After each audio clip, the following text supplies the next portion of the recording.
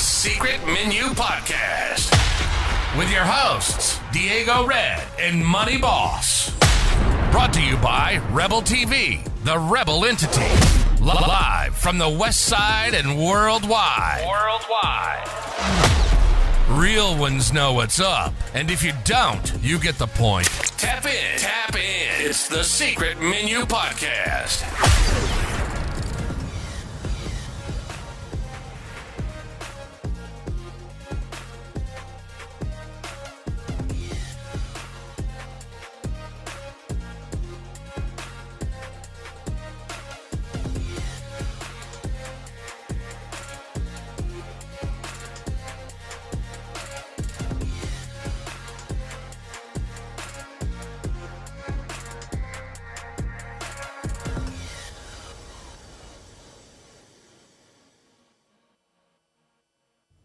Just like that. We back. You didn't know what I was doing, boss? No. I thought I said at 7:59. I said we're going at 8. You know what I'm saying? I heard that, but I wasn't paying no attention. I wasn't paying that much attention to that. I thought you seen the shit. You feel me? Transpiring. It's Monday. Yes, it is. New beginnings, new chances, man. Monday. Once again, damn, it seemed like it was just Monday. You feel me? Red HBIC is with us today. Wow. Long time no see. I'm saying. Motherfucker done left us. She said, back to motherfucking school. It is that time of year. Stop by a few motherfuckers' houses in the daytime. You know what I'm saying? Eat me some fruit snacks. Knock your soul off. That's what it is, bro. Knock your soul off. You know? This that daytime Netflix and chill time of the year. Yes, You feel it me? is. You feel me? Go through there and watch some good motherfucking series. What's out good? Go watch some of that shit in the day. Get a little 20-minute, you know what I'm saying? You feel me? It's that time of the year. I didn't even think about that. I heard the kids walking by this motherfucker today, too. Back on said we being good tonight. Hey, y'all, we being good tonight. We don't never be good. We don't know.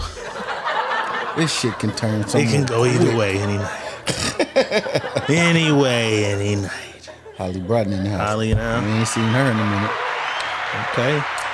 Nina, I can't pronounce your last name, is in the house. What up? You feel me? What it do? Nina. You know Nina, nigga. Pat the wrong? Yeah. All right. Nina. He Oh, said, the story I told about my partner Nina. Oh, okay. Nina, yeah. I didn't even see her name. Kiana Allen is in the house. Shout out to Kiana, though. She was first Fucking time with us on Sunday the service. You know what I'm service. saying?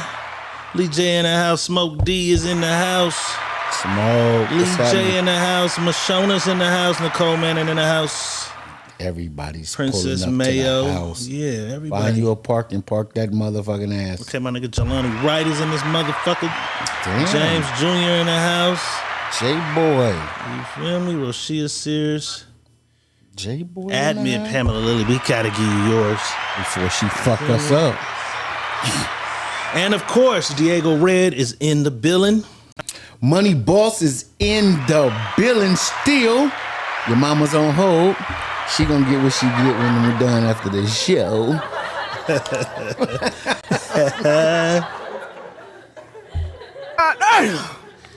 It's Monday. Ooh, okay, Nina said wrong pronunciation, Yeah, so you okay. didn't get it right either. I don't feel so bad, because I would have murdered it. Yeah. I would have murdered that motherfucker. Well, we just know it's Nina P. How about that? Nina P. Red, I ain't get off they mamas. They mamas be mad when we wasn't showing love. for yeah. We wasn't showing for a minute. The Wasn't mamas was showing no mad. love. We had forgot the intro. Pain Ralph. We was neglecting the moms. Nikki Nefertiti is in the building. You know what I'm saying? Pain Ralph. That's how you say it? Pangrath. Okay. A little education. Nina Pingraff. Okay. I didn't know. Education. That many years and didn't know. Nina, you're our replacement Julie. It's an insider. You're our replacement Julie. This nigga crazy. Cue Ball just came in the goddamn door. Q-Ball, what's happening? Ladies, y'all favorite nigga just got here. Your favorite nigga's favorite nigga? Other than us. Other than us. He's just entered the building. You feel me? Let me see. Where do we begin? Where do we start?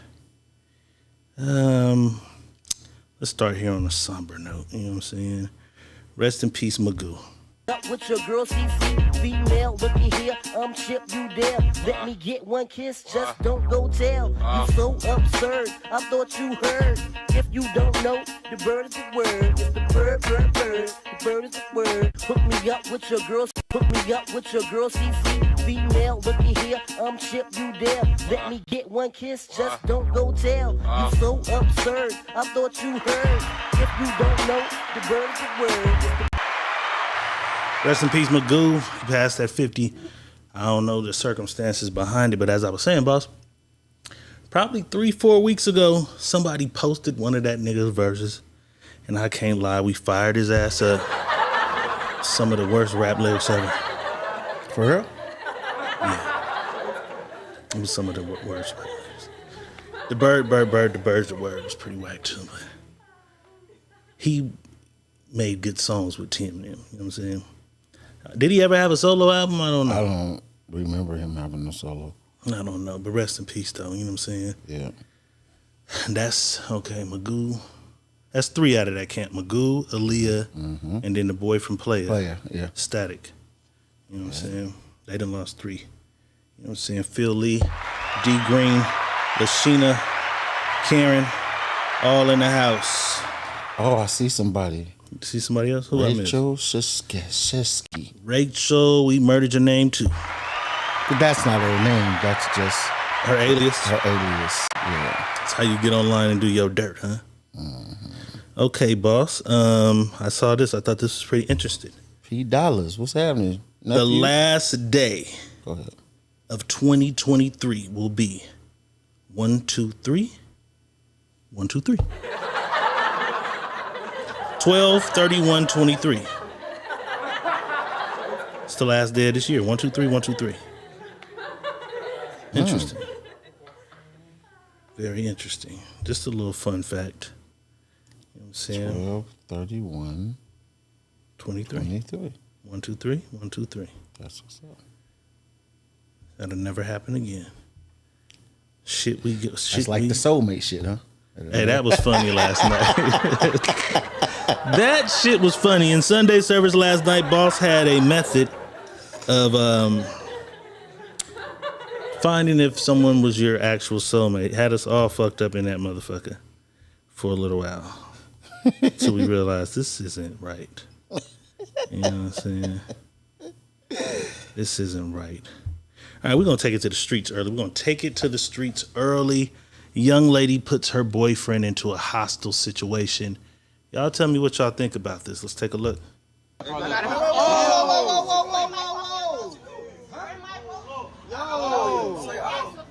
get your people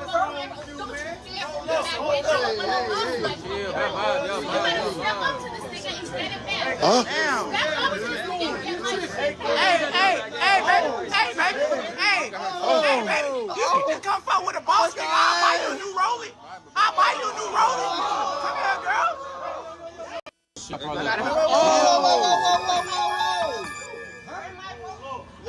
So apparently they was out.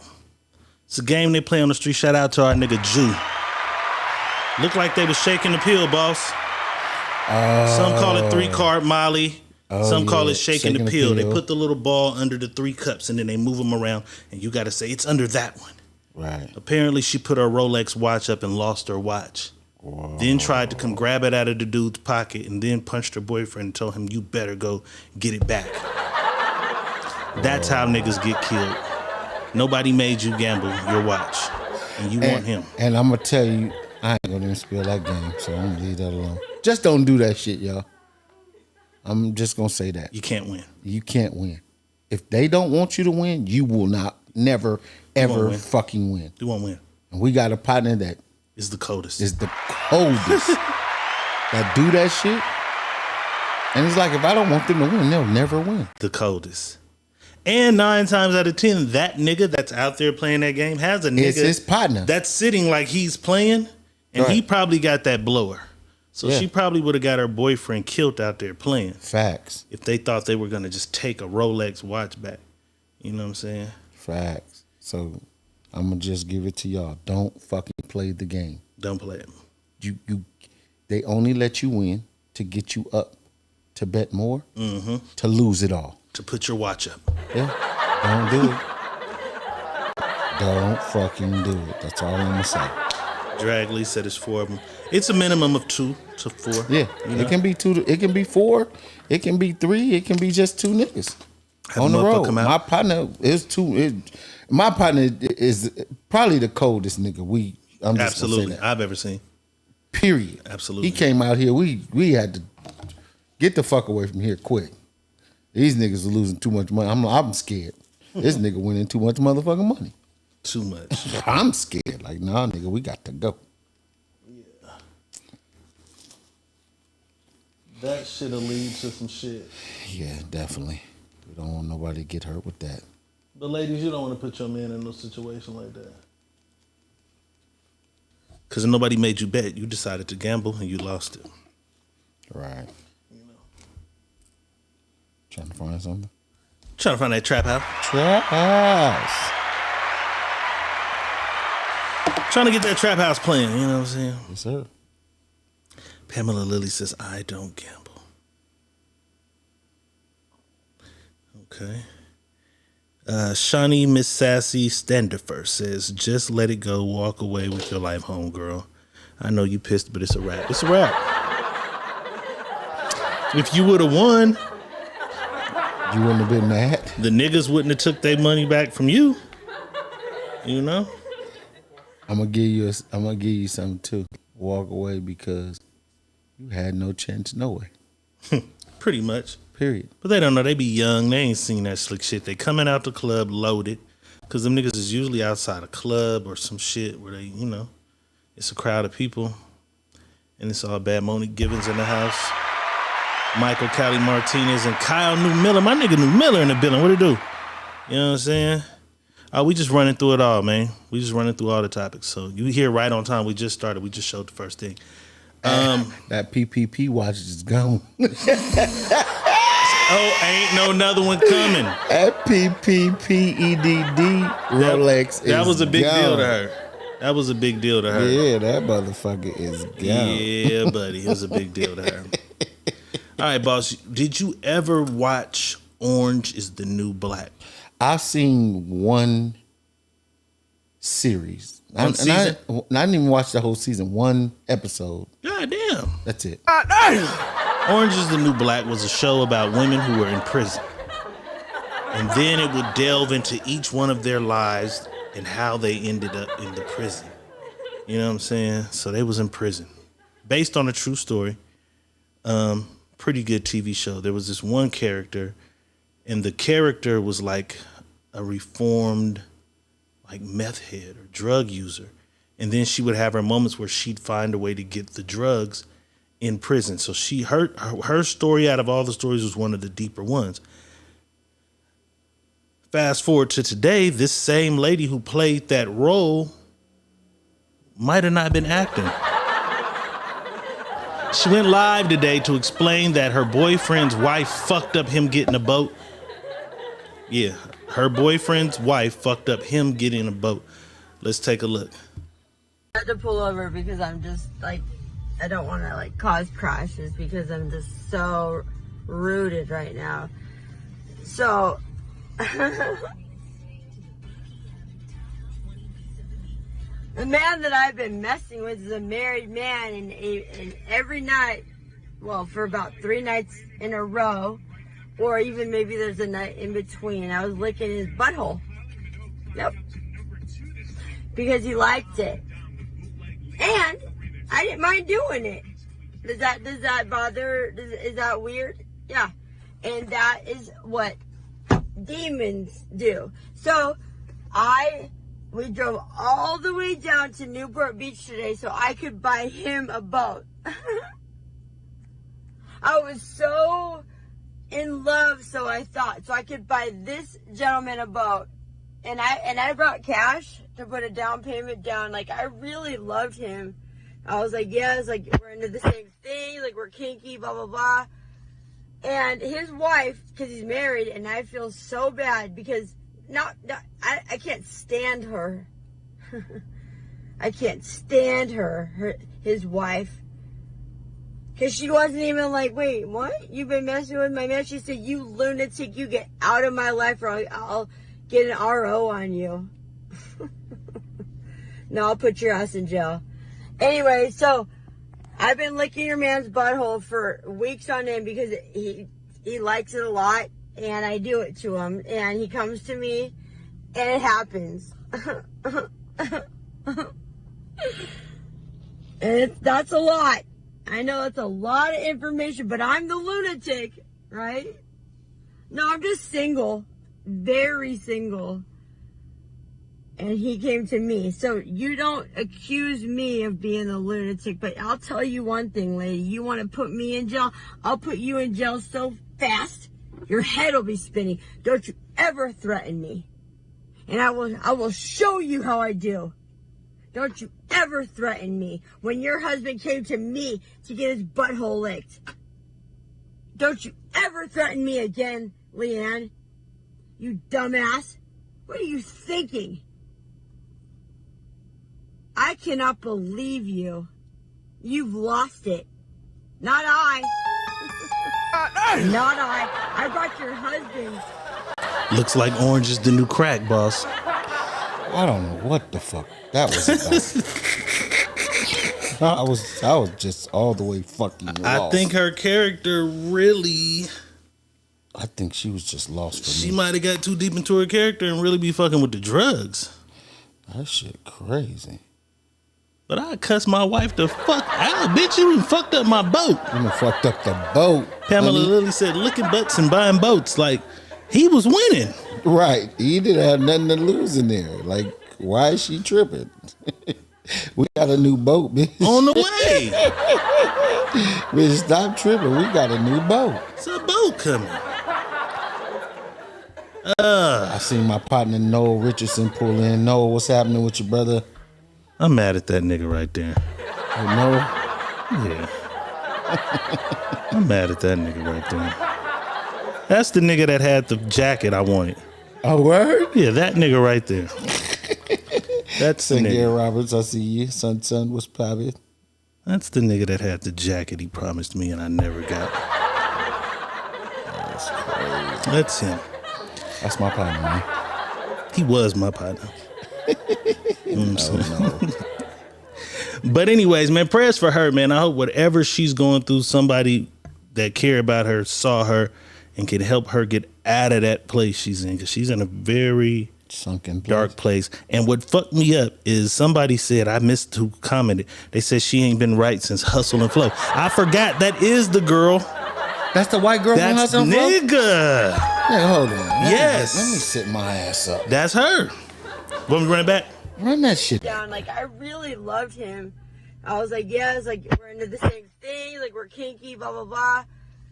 And his wife, because he's married, and I feel so bad because I can't stand her. I can't stand her. Yeah, that's her. That is definitely her. Crazy. That is definitely her. Seemed like she had a promising career after Hustle and Flow. She had Orange is the New Black. That's definitely her. Well, we're gonna... Shit took a turn. Nikki Nefertiti says she in charge. Remember that? I'm in charge. Say it. I'm in charge. I'm supposed to get in charge of this bottle right here. If you want to cup my brother there, sure, here's for you right there. You have a cup with me? I'll have a little bit of your libations. All right. I'll have a little. All right, brother. You know what I'm saying? But yeah, let's hope that she can get out of whatever dark place she can snap back that she is in, because that shit looks crazy. But what if that ain't a dark place? That's just who she's always been. You think so? I don't know. I'm just I'm just putting a theory out there. She doesn't look like somebody that could go learn a season's worth of episodes right now. No? She doesn't look like because her talk was kind of all over the place. She doesn't look like she's prepared to go do a major movie right now. Okay. I don't know. But maybe. But because she played the role of a junkie so well, maybe she might have always been a junkie. You're right. So maybe she's always been a junkie. We just didn't know. Right. And they didn't know because she did it so well.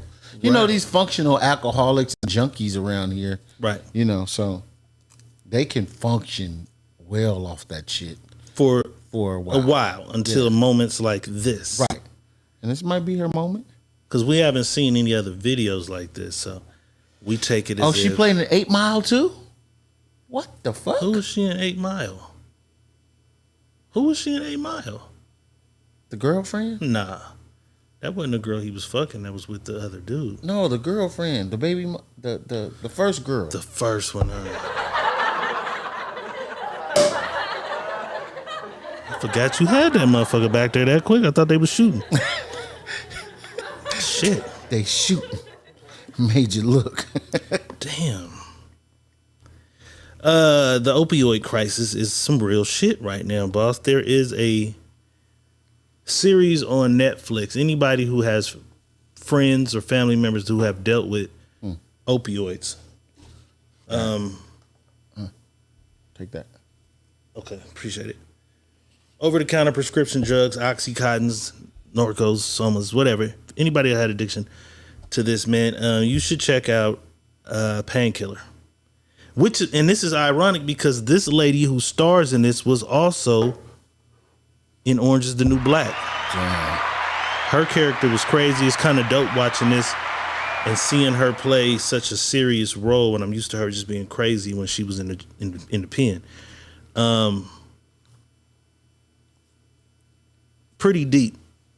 If you haven't seen Painkiller, man, check this shit out. It's very insightful as to maybe why some of the people we love find themselves addicted to these opioids, because this shit is really heroin. That's it. It's heroin and a pill. You know what I'm saying? And pill form. That's it. Right. Which led me to this. I saw this ad today for opioid abuse in Nevada, because I'm in Vegas, so this shit pops up on my timeline. Mm-hmm. Take a look at this ad. What's up, guys? It's Chantal Danielle, and I'm here to share with you today 4 tips and resources to help you or others stay safe if you're an opioid user. Tip number 1, never use alone. You just want to make sure that you're with somebody that you can trust in case anything goes wrong, but I mean a human being, not this little cute fur ball. Tip number 2, being prepared goes a long way. So whether that's keeping naloxone, fentanyl test strips on hand, that could be the difference between saving you or someone else's life. And I don't mean this kind of prepared. Tip number 3, make sure you call 911 as soon as something happens. Every second counts, and that's the difference between saving you or somebody else's life. And make sure you tell the dispatcher that you're with somebody that's unconscious rather than somebody that's overdosed. And tip number 4, oh, my nail's missing. Always use clean supplies, whether that's needles or anything else. There are resources for you guys to find these things safely and responsibly. So just remember the 4 tips and stay safe. What's up, guys? It's Sean. Shit kind of threw me off because the bitch got her titties bouncing everywhere. She's trying to make us aware of fentanyl and opioid abuse. Right. Genius marketing, or what the fuck is going on? I don't know if it's genius marketing, but it's it's a attention grabber. It is. Her tits are grabbing your attention. What she's saying may not be shit, but she's definitely grabbing your attention with her tits. Right. So hopefully, I don't use opioids, but maybe somebody who does will say, "Oh, you know what? Those titties made me pay attention, and I can safely, you know." Ron Lee says that shit's effective. I learned a lot. I'll watch again. I seen dildos and vibrators and shit. I'm like, what the fuck? But it's something to grab your attention. Right. She picked up the cat and explained to you, you know. So I mean, it's kind of a catchy thing for somebody that's in that space. You know what I mean? That want to listen and want to look at titty Maybe bouncing. they want us to see that even regular motherfuckers have the dealings with these things. Mm-hmm. I don't know. Kind of dear to me because I got a bunch of friends that have battled with opioid addiction. You know what I'm saying? I got one that is going through a lot now, trying to get into a rehab now. I got 2 friends who actually made it through it. Shout out Coley Cole. Shout out Scotty Sample. You know what I'm saying? They both made it through and they both work in the rehab arena. You know what I'm saying? Helping people with that, you know. Mm-hmm. And we also have a few friends who died, you know what I'm saying, from opioid use. I just wanted to shed a little light on that. Now we can go and get to our regularly scheduled shit, but I did want to shed a little bit of light on that. If you had, I don't even know if he works there no more, but he works with addiction, people that's dealing with that addiction. Curtis Combs. Yeah, CC, shout out to him. Shout out to my brother, my co-op brother. He deals with that. So if y'all need to reach out to somebody that deals in that field, go look up Curtis Combs. Actually, Pedro Combs on Facebook. Pedro. He can help you out. Right. Get you pointed in the right direction if you need some help. Yeah, I know he at Fresno City now, but I mean he can. Oh, he left the facility he was at? Yeah, okay. He at Fresno City. But he can get you the proper help. That shit is cold. What's the shit they use? They give them methadone. He used to work at the methadone clinic. Mm-hmm. Charzette in the house. Hey, what it is? AG Lovemont said, I watched the whole thing and can't remember. I bet you remember them titties bouncing. I do. There.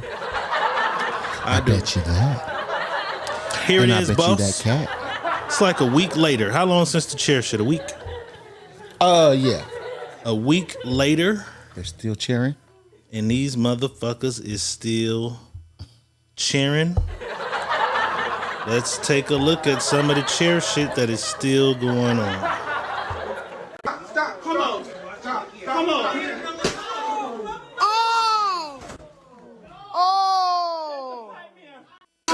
Stop. Come on. Stop. Come on.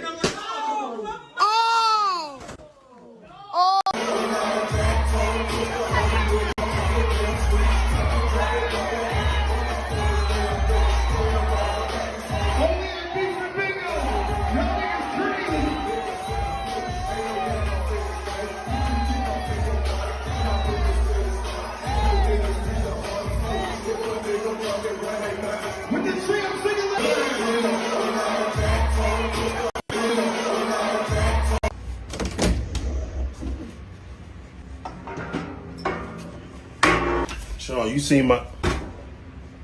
What's that for? Protection. Protection?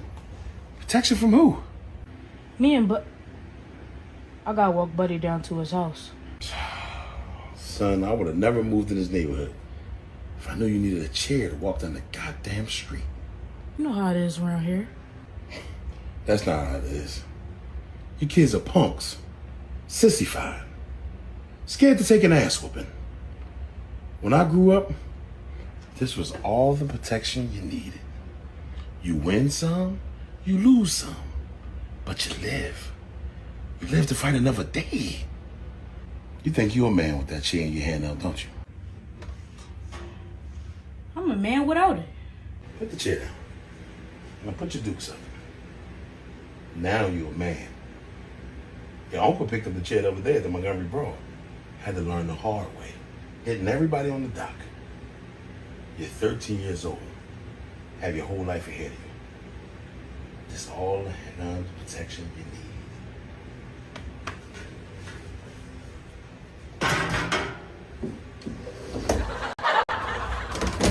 Sean done got big as a motherfucker. Who's that? That's the father and son duo. They've been doing it for a long lot time. of skits. A lot of skits. Like he was a little kid. He used to say, "Dad, I heard you in the room and you told Mama, bring that cat here." He got a bunch of skits in the car and shit. They be in the car. Eating out them YouTubes. That is crazy. Sean and got big as shit. Eating out them YouTubes. They remade Friday. That was fire though. But you live. You live to fight another day. I can't believe they played me again. DoorDash. We boycotting DoorDash over here, y'all. It's over. They didn't play Boss again. It's over. I'm not fucking with DoorDash. Uber Eats from here on out. Uber Eats from here on out. They didn't play Boss again. DoorDash. Bro, I ordered 2 days ago from some place called Nana's Creole Kitchen. Where did you order from tonight? I ordered from DB's Creole Kitchen. Maybe it's the niggas. Damn. Could it be the black establishments and not the Dashers? It might be. Eddie Scott, what's up with it, buddy? It could be. Because when I called them, I'm like, yo, I ordered food from you guys and, you didn't send me nothing to say nothing. She was like, well, we didn't get it. I'm like, you didn't get it? Well, it says payment accepted. So you didn't see it on your end? She was like, no, let me go check. Bitch, you just said you didn't get it. Right off the top of your head. You see what I'm saying? You didn't go get it. And then she says, oh, we see it, but we're closing now, so we'll refund your money and give you 20% off, right? I'm like, cool. All right, cool. So I'm waiting on my money to get refunded. And it's a whole nother day. This happened again. I'm like, y'all didn't refund my money. She's like, oh, call DoorDash. Bitch, you said you was refunding the money. You got my card right there. See? It sound like some shit I'd do if I wanted to get out of this shit. So like, goddamn, a DoorDash just came through. Hey, bitch, act like you don't see this order. Where Ron at? Ron the manager, the nigga Ron the manager. Yeah, Ron Lee Carnegie, the manager. Where that nigga Ron at? Hey, act like you ain't see this shit. Ron back there, act like you ain't see this shit. Hey, fucking your order up, boss. It's the goddamn establishment. That was $119. Who don't want $119? A motherfucker that's getting $17 and they got to get off. They don't get it. They don't care because they don't get it. So I'm using my credit of $119 today. Damn. On DB's would cost me another $38. Damn. And they don't send this shit. So I'm like, DoorDash gonna be thinking I'm just trying to scam some shit. Motherfuckers get played every day and they hit them. That shit insured. They got the money. Crazy. It ain't nothing. All right, boss, let's take a look at this. Let's get it. And let's decide who's right and who's wrong. This nigga texts and says, hey, are we still on for tomorrow night? She says, hey, boo, I was wondering if you can come by and I cook for you. Honestly, I didn't use the money you sent me for an outfit and nails for the date. I was behind on a couple bills, so I used it for that. It continues. The nigga says, bro, you paying me back. You've been blowing me off for months to link because your hair and nails are never done and you needed a new outfit. I sent you $450. Whoa. I sent you $450 to get all that done and you don't use it.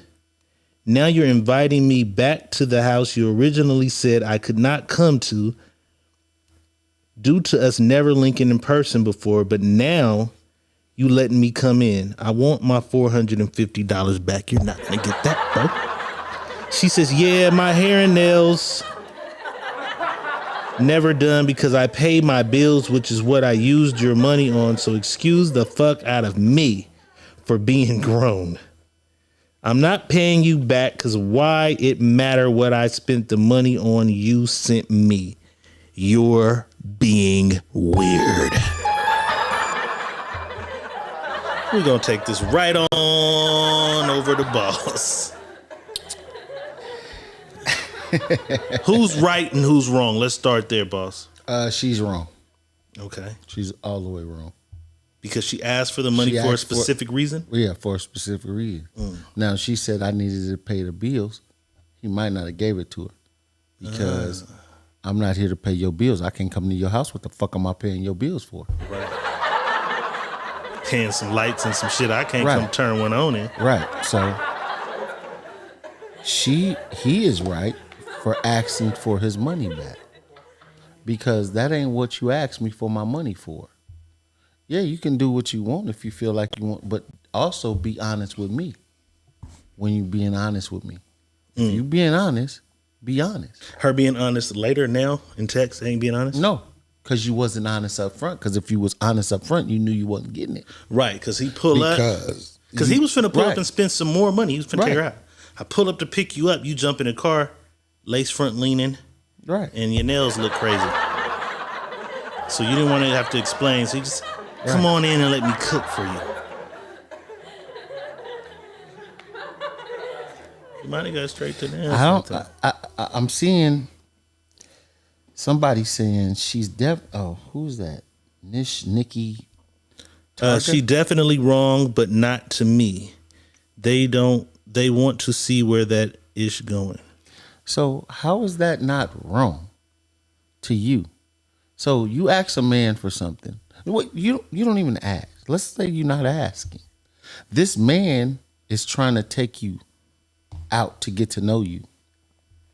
And your response to him is, my nails and shit ain't done. My hair ain't done. So I really can't go out.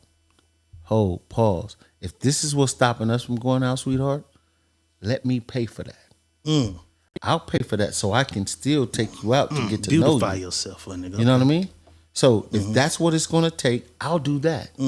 Now when I call you to say, okay, did you get that done so we can go out? I'm just confirming us going out now. You don't feel like you're wrong when you tell him, my nails and hair ain't done now and again. Well, say what? How the fuck your nails and hair ain't done when I just paid for them? Cause I got bills. Bitch, you had bills before I asked you out. Before I met you, you had those bills. You been had bills. So were you behind on bills? You was better off saying, I really can't go out. I'm behind on my bills. And I can't go out and do that because I got things to take care of. And then she checked him and said, well, excuse me. Right. For being grown. No, you're not grown. You simple-minded, bitch. Bills. You simple-minded, bitch. Ain't nothing grown about you. Okay, Nishi says, hold on, wait. You right. I said she was wrong. But hey, if you into playing niggas for a few dollars, she not. Oh, if she's into playing niggas for a few dollars, she's not. Hey, man, and you're not wrong if you playing the game and you gonna play a nigga for a few dollars. Do what you do. Get it how you live. But remember this, all that playing, you got to play too. Remember that. All that playing, the playground be you too. Yeah, niggas play. That playground gonna be you too. Niggas play. You know what I mean? Nigga get tired. Yeah. And drop that, you ain't even know it in your motherfucking cup. Right. And now you feel like, because you was playing. See, this is what I be saying to people, man. Don't expect something that you're not giving, and then don't get mad when you get something that you expecting. So what I'm saying to you is, you expecting to get something out of this nigga, because that's the game you playing. Right. Right? So expect this nigga to do something crazy too. For sure. Don't be mad when something go crazy. For sure. You was out here playing. Because chances are, if you just say what you needed the money for, it's a 50-50. He could have said he gave you the money for that. You should have asked for that. He might have gave you all of it. Hey, remember I told you on the thing, I sent the young lady I ain't even fuck with. I don't even fuck with. Send her some money because she said, hey, I'm trying to XYZ. Can I? Sure, bitch. I got a couple of dollars. Here you go. You know what I mean? That's because you being honest. Right. You being honest. When you be honest, shit comes your way the way it's supposed to come. You ain't gotta fake it or try to front on a nigga. If you wasn't feeling the nigga, No. If that's what he do, that's what he gonna do anyway. He gonna do it anyway. You know what I'm saying? Rest in peace, Aaron Anderson. I told you, my manager said, I don't pay no bitches to come. I pay their ass to leave. Off top. So everybody got the angle. You know what I'm saying? Nikki Nefertiti says, see, now I have a question, but I'm gonna wait. No, let us hear it. Shoot before we get on to the next thing. Right. We're gonna get on to the next thing. Billy Band says, if you need money from me like that, I don't even want you. The woman I fuck with got their own bag. Ain't gonna never ask me for shit like they hair. Them personal expenses. But even Billy, let me say this. They don't. Most people got their shit together. You know what I mean? Most women's gonna have their shit. Let me rephrase that. I'm gonna pull back off of that because then I'm gonna be lying. It's a lot of women out here with that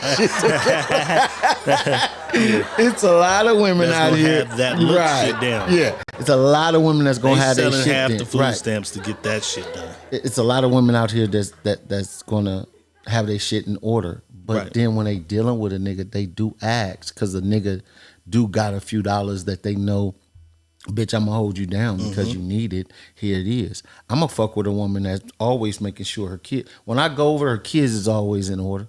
Her house is in order, and she in order. She may be slacking on a few dollars because she ain't got it right now. She got to wait on the check. Here you go, bitch. It's a bonus. Right, here you go. Why not? You know what I mean? Because if she got it, when she get her income tax, guarantee you she going to ask you what you need. All the time. It don't Tax never season fail. is halfway here. She going to always halfway ask here. it. You know what I'm saying? She going to always say, nigga, I had what you need. Ladies who plan go on buy you a getting pair of 10,000 or shoes or more something, back yeah. next year, inbox me. Tax season is halfway here. We 6 Go ahead, months Nikki away. said something. Okay, Nikki Nefertiti wants to know. If someone asks you to buy them something and you do, but then they act stupid so you make them buy it from you, is that wrong? Wait, you buy... They buy you something. They ask... No, she says they ask you to buy them something. Oh. So You you're do. buying somebody something. So you buy them something. Right. But then they act stupid so you make them buy it from you. Is that wrong? Oh, So you basically, purchased what they needed. Right, okay. I needed a Bluetooth speaker. Right. I say, hey, I need a Bluetooth speaker. You buy it, but you still have it in your possession at home. And then they act stupid. So you say, yeah, I got it, but I need $200 for it. Yeah, that's kind of wrong. Yeah. I wouldn't buy it. I I told ain't you I buying needed it. You bought it. You then bought held it, now you hostage. want me. Yeah, you want to hold it hostage. No, I ain't buying that shit. Yeah. Plotting asses. What the fuck is plotting? Plotting? She saying motherfuckers be plotting. They do. That's just what it is. Okay, she also says not at all. They shouldn't be acting stupid. Why are you holding? And then what's acting stupid? You got mad about something I said about something completely different. Right. Now you want to hold the Bluetooth speaker that you know I needed hostage. Fuck all that. Yeah, like just Kissing because your ass with this Bluetooth just because speaker. you mad don't mean like now you're gonna turn this all on me because you're upset about something that you may be upset about. That's your problem. You're upset. I'm not upset. Want So me to be your little now you- slave for a Bluetooth Right. speaker? No. Fuck no.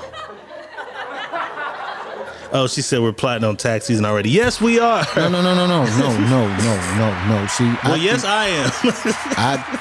I think you took when I'm saying that in the wrong thing. I'm just saying most women, if a man is holding Looking her out down, right, doing the shit she doing, you know what I mean? Because when you live check to check, because most of us live check to check, because the average American do not have $5,000 saved in their bank account. right. So when you don't have that kind of money saved in your bank account, you're living check to check. So sometimes a bill get crazy, like in the summer, your AC go up. So that bill's normally $100. Now it's $300. So that's taken away from you getting your nails done this week. Now it's taken away next month. It's taken away from the hairdo because the bill is high. So the nigga comes through and do because he fucks with you. most women, not all women, a lot of women, I'm not going to say most, a lot of women, when they get their income tax, because they fuck with that nigga like that, they look out for him. Period. That's just what I'm saying. I'm not saying niggas is plotting or I'm going to do this. She said, not you, money boss Diego. Yeah, I was plotting. I was. Okay? I was. I'm just kidding, though. Nick and Every Titty said, go ahead. No, they got mad because I didn't stop what I was doing and bring it and started yelling and being disrespectful and then said they'd buy it themselves. So I said, buy it for me then. And they did, and now they're mad. Yeah, y'all had a whole bunch of shit going dick and on. pussy shit going on. Because I needed it. So I'm like, oh, hey, I got that Bluetooth speaker. You want it? Oh, shit, bring that motherfucker to me. Well, shit, I'm going to see when I can bring it. Now, I needed it. Now you want to wait all day and another 4 days till I get it. You shouldn't have told me you had the motherfucker then. Should have told me about it when you were able to bring it. I don't know. That whole situation you got going on is crazy. I'm just trying to stick with the nigga. Hey, Billy Bands. The AC bill is $300 because you got solar. And it's only really $100 until the true up bill, so you pay $300 on it because you don't want your true up bill to be $3,300 at the end of the fucking year. That's why. My AC bill before I moved into my new house and got solar was $1,000 every month. I don't give a fuck if it was summer or winter. That big motherfucker took two motherfuckers. Yeah, it drained. That motherfucking house was too big, and it took a long time to cool down or to heat up. So Nikki says I was at work. This shit must have recently happened because you're pissed. Nikki is mad. He could have waited fucking 2 hours. I fucking said I had it. Yeah, leaving work to go take the yes. the Bluetooth speaker is crazy. Yeah, that was what was it about that Bluetooth speaker that he needed it right or whatever it was he needed, because you didn't say what he needed. I just made a fictional item. Diego made it a Bluetooth. I just made an item up, you know what I'm saying? But all right, boss, I'm gonna bring back a oldie but goodie. Back when I first saw this clip, I felt like he wasn't wrong. Let's see if my feelings have changed, and let's see how you feel about this. Specifically to you. Sit down, nigga. Keyshawn Chambers is a freshman at Valley High School, a Boy Scout, a football player, a member of the ROTC, an honor roll student. He was hanging around his teacher's classroom door in December. The teacher told him to sit down. And I just kind of was stunned a second. Well, then get away from the door, nigga. And I repeated the same insult because that's sort of what I've been trained to do. The school district says that is not what they trained English teacher Paul Dawson to do. He tried to say I said it, and I didn't say it, and no one else in the class knows that I said it because I didn't. Why is this word used so frequently? So I just don't understand it. And I'm trying to understand it. I need help. Yes, I use nigga. I've used it. I admit it. I put the H on it to emphasize it's nigga. That, you know, nigga this, nigga please, nigga. You know, can you lend a nigga a pencil? Say specifically to you. Sit down, nigga. Keyshawn Chambers is a freshman at Valley High School, a Boy Scout. Boss, I still feel like he's not wrong. He ain't wrong. That little motherfucker know he called that man a nigga. We ain't just said nigga, don't touch the door. No, nigga, you said, nigga, I ain't gonna do that. And he said, see, this is a prime example. Thank you for sending this. Thank you for playing this, because we're gonna break away from the nigga right now, right? Uh-huh. We're gonna break away from parents and their kids. That's where I'm gonna go with this, right? Parents, stop always thinking your child is innocent because he plays an innocent role. Your child is part of what he sees and does. Yes, you may have a great child, but don't think he's not doing some of the worldly things out here. And you go say, oh, not my child. And this is what I be saying to a lot of people. Don't never say not your child. Because if your child ever been in trouble, think about that. You would say not my child, but your child's been in trouble before. So your child is that child. Right. So stop running around here trying to protect these kids and saying, not my child. Gotta my see child. both sides. See both sides of the coin. Right. Because when you flip that motherfucker, it might not land on this coin on the head on the side that you wanted to land on. It may land on a bad side because your child will find himself in a place, in a situation that he shouldn't be in. But you gonna say, man, my child don't do shit like that. Well, why is he in this area doing the shit he doing, and now he caught up in some shit that your child don't do? Right. That's all I'm saying. That's why it was a good place. So I put an H on the end of it for him. Nigga. Lend a nigga a pencil. You know? He said lend a Bless nigga. that man heart, man. I hope he Right. got his job back or something someday. I really don't believe he had any malice in his heart. I think he was just trying to fit in, adapt, and talk the way to let a motherfucker see how you talk to me. This is how you talk to me. I'm on your level now, Tyrone. You know what I'm saying? Hey, that's Mr. Roger 2022. Take your seat then. Take your seat then, nigga. Fuck off me, Mr. Johnson. Nigga, I sit down when I'm ready. Right. And you got Mr. Johnson. Well, walk your ass out the door then, nigga. Shit. That He was still ain't wrong. hilarious. It's probably 2 years since that shit popped up. No, he ain't wrong. All right, since we doing who's wrong, who's right, this young lady has a trans man boyfriend. And her brothers jumped him. Let's take a look. Wait. She has a trans man. So she's with She's a woman really a girl, but who that's a man. identifies as Okay. a man. And the they brothers said, whooped what's that the ass. harshest shit y'all been through in the relationship? And she said, my brothers jumped this nigga. So let's take a look.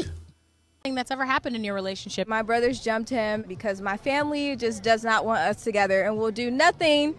We'll stop at nothing to break us up, but we are still together. Why did your family jump him? They are haters. That's all I can say. They don't like his lifestyle. They don't like us together. My lifestyle because I identify as a transgender male, so. What's the hardest thing that's ever happened in your relationship? Hardest thing that's ever happened in your relationship? My brothers jumped him because my family just does not want us together and will do nothing. We'll stop at nothing. They put you on the set, my nigga. They jumped you into the family. Hey, that is fucking crazy when you say jumped you into the family.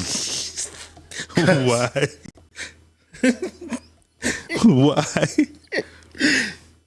My cousin Leomi got one to Wesley,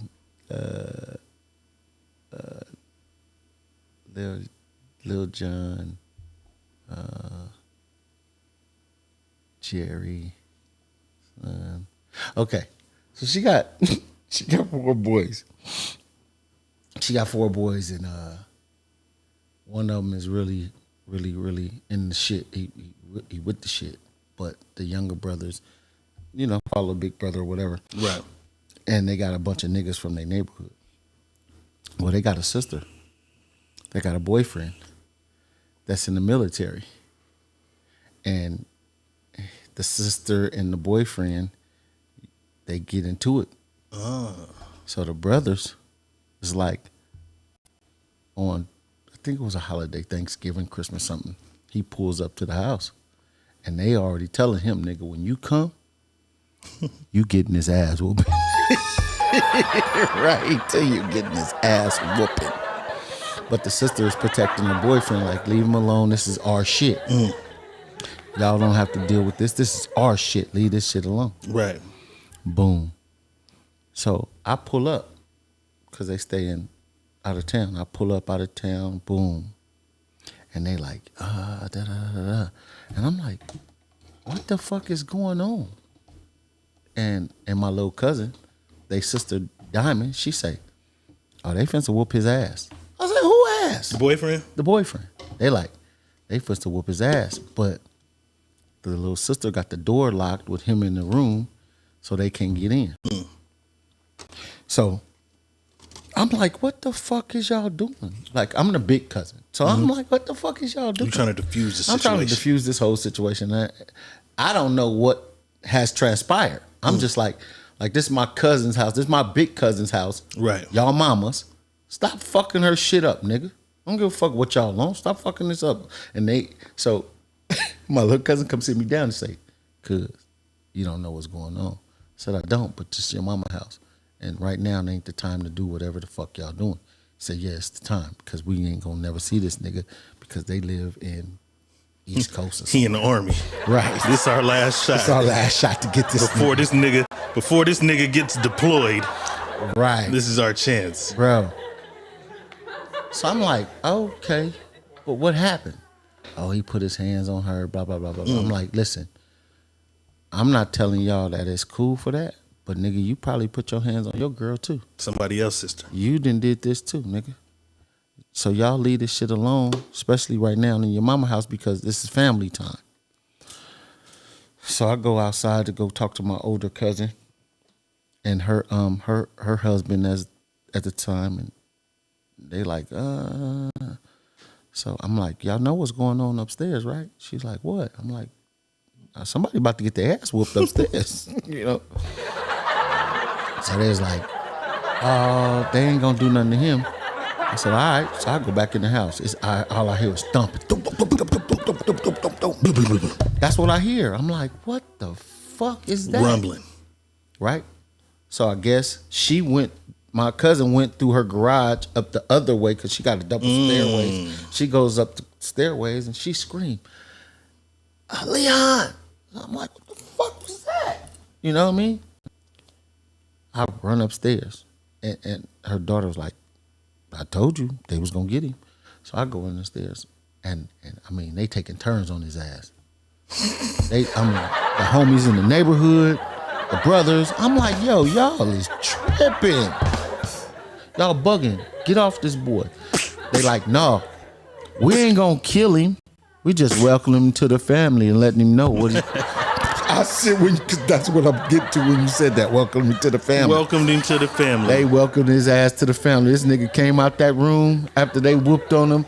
They gave him a motherfucking bottle of Remy or Hennessy or whatever and told him, this is what happened when you fuck with our sister. Just don't whoop on our sister no more. But welcome to the family. That shit was weird. Sis gonna make him a plate and shit. The stuff in his fire. That shit was weird to me. That potato salad go. I mean, that motherfucker trying to break these niggas up. I mean, it's an army of these niggas. They was like, hey. It's all bad. Hey, because get out the way. I'm like, you niggas is and he trained. He in the army. Right. And he was, I'm going to say this. He probably put a knot on one or two niggas' heads. He held his own, but they was wearing his ass out. That's what they definitely did. It was just weird to me. Well, this nigga right here got her ass jumped into the family too. She got jumped into the family. It was fair. And she sounded like a whole ass man though. You identify as a man. She sounded like a man. Like that was a your man. Hands better identify too. Your hands better identify too, because your jaw is. Your jaw is definitely the man. Mashona Smith says, I don't give a fuck. I'm beating my sister's nigga up every time I said don't touch my sister, nigga. If your sister has a boyfriend that you can whoop, that's crazy. I'm going to tell y'all what.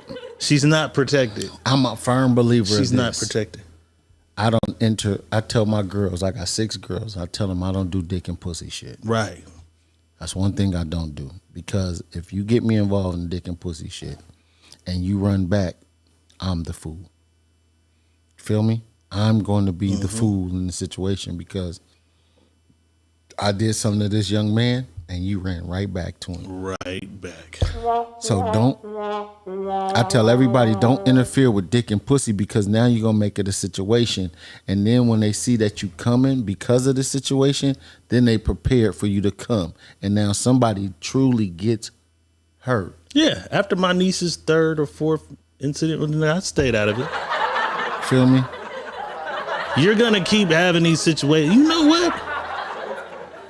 It's you bleaching clothes. It's you socking niggas in the jaw. It's you burning True Religion jeans. It's you.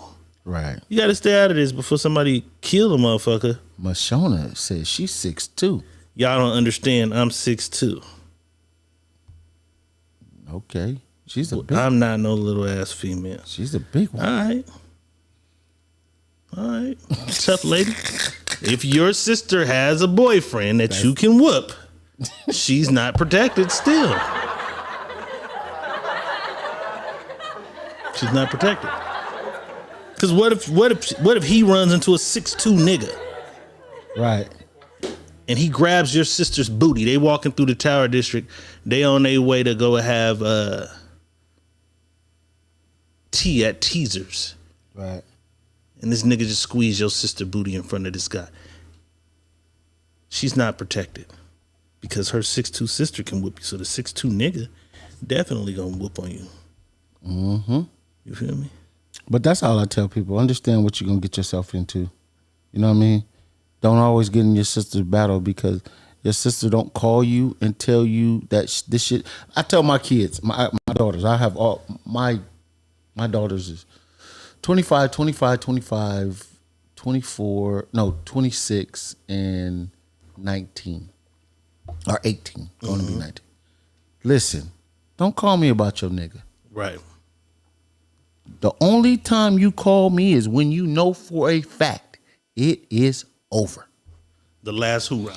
The last hoorah. You did everything and you like, Daddy, I am done. I'm not going back. I don't give a fuck. It is over. Right. That's when you call me. Pretty much. Other than that, don't call me. Because y'all just going through some shit. Mine burnt that shit out because I don't believe y'all just going through some shit. Me and your mama went through some shit.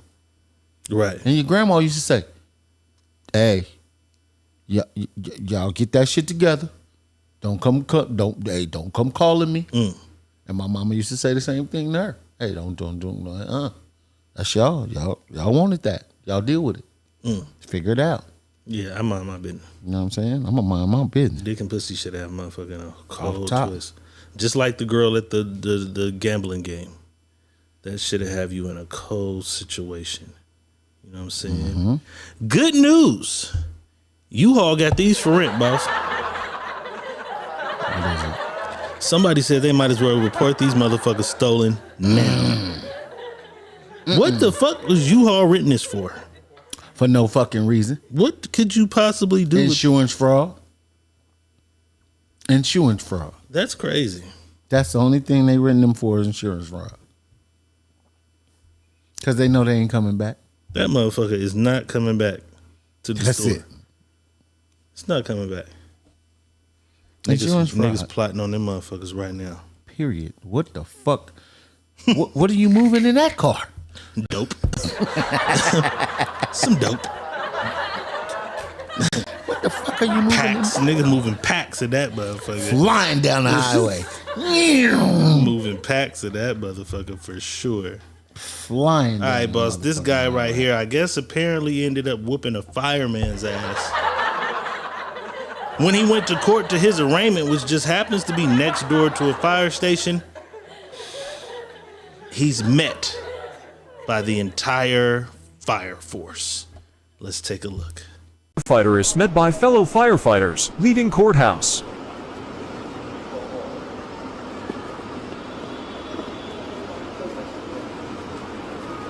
Why'd you do it? He assaulted my friend. What? He attacked my friend, and I had to defend my friend. He actually pushed my friend to the ground, and I had to defend my friend. FBI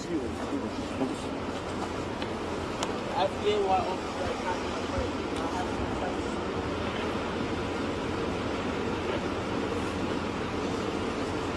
You attacked your friend?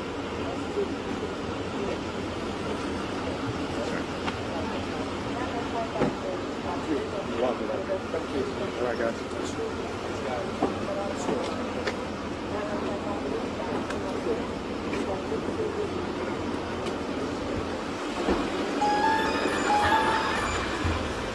Who the fuck is y'all intimidating? If y'all don't go save a cat from out a motherfucking tree and go about y'all business. But I need to know the backstory. What happened? He killed somebody or something? No, they said he beat a firefighter ass, but the guy says he attacked my friend. I had to defend my friend. And that is self-defense. Right.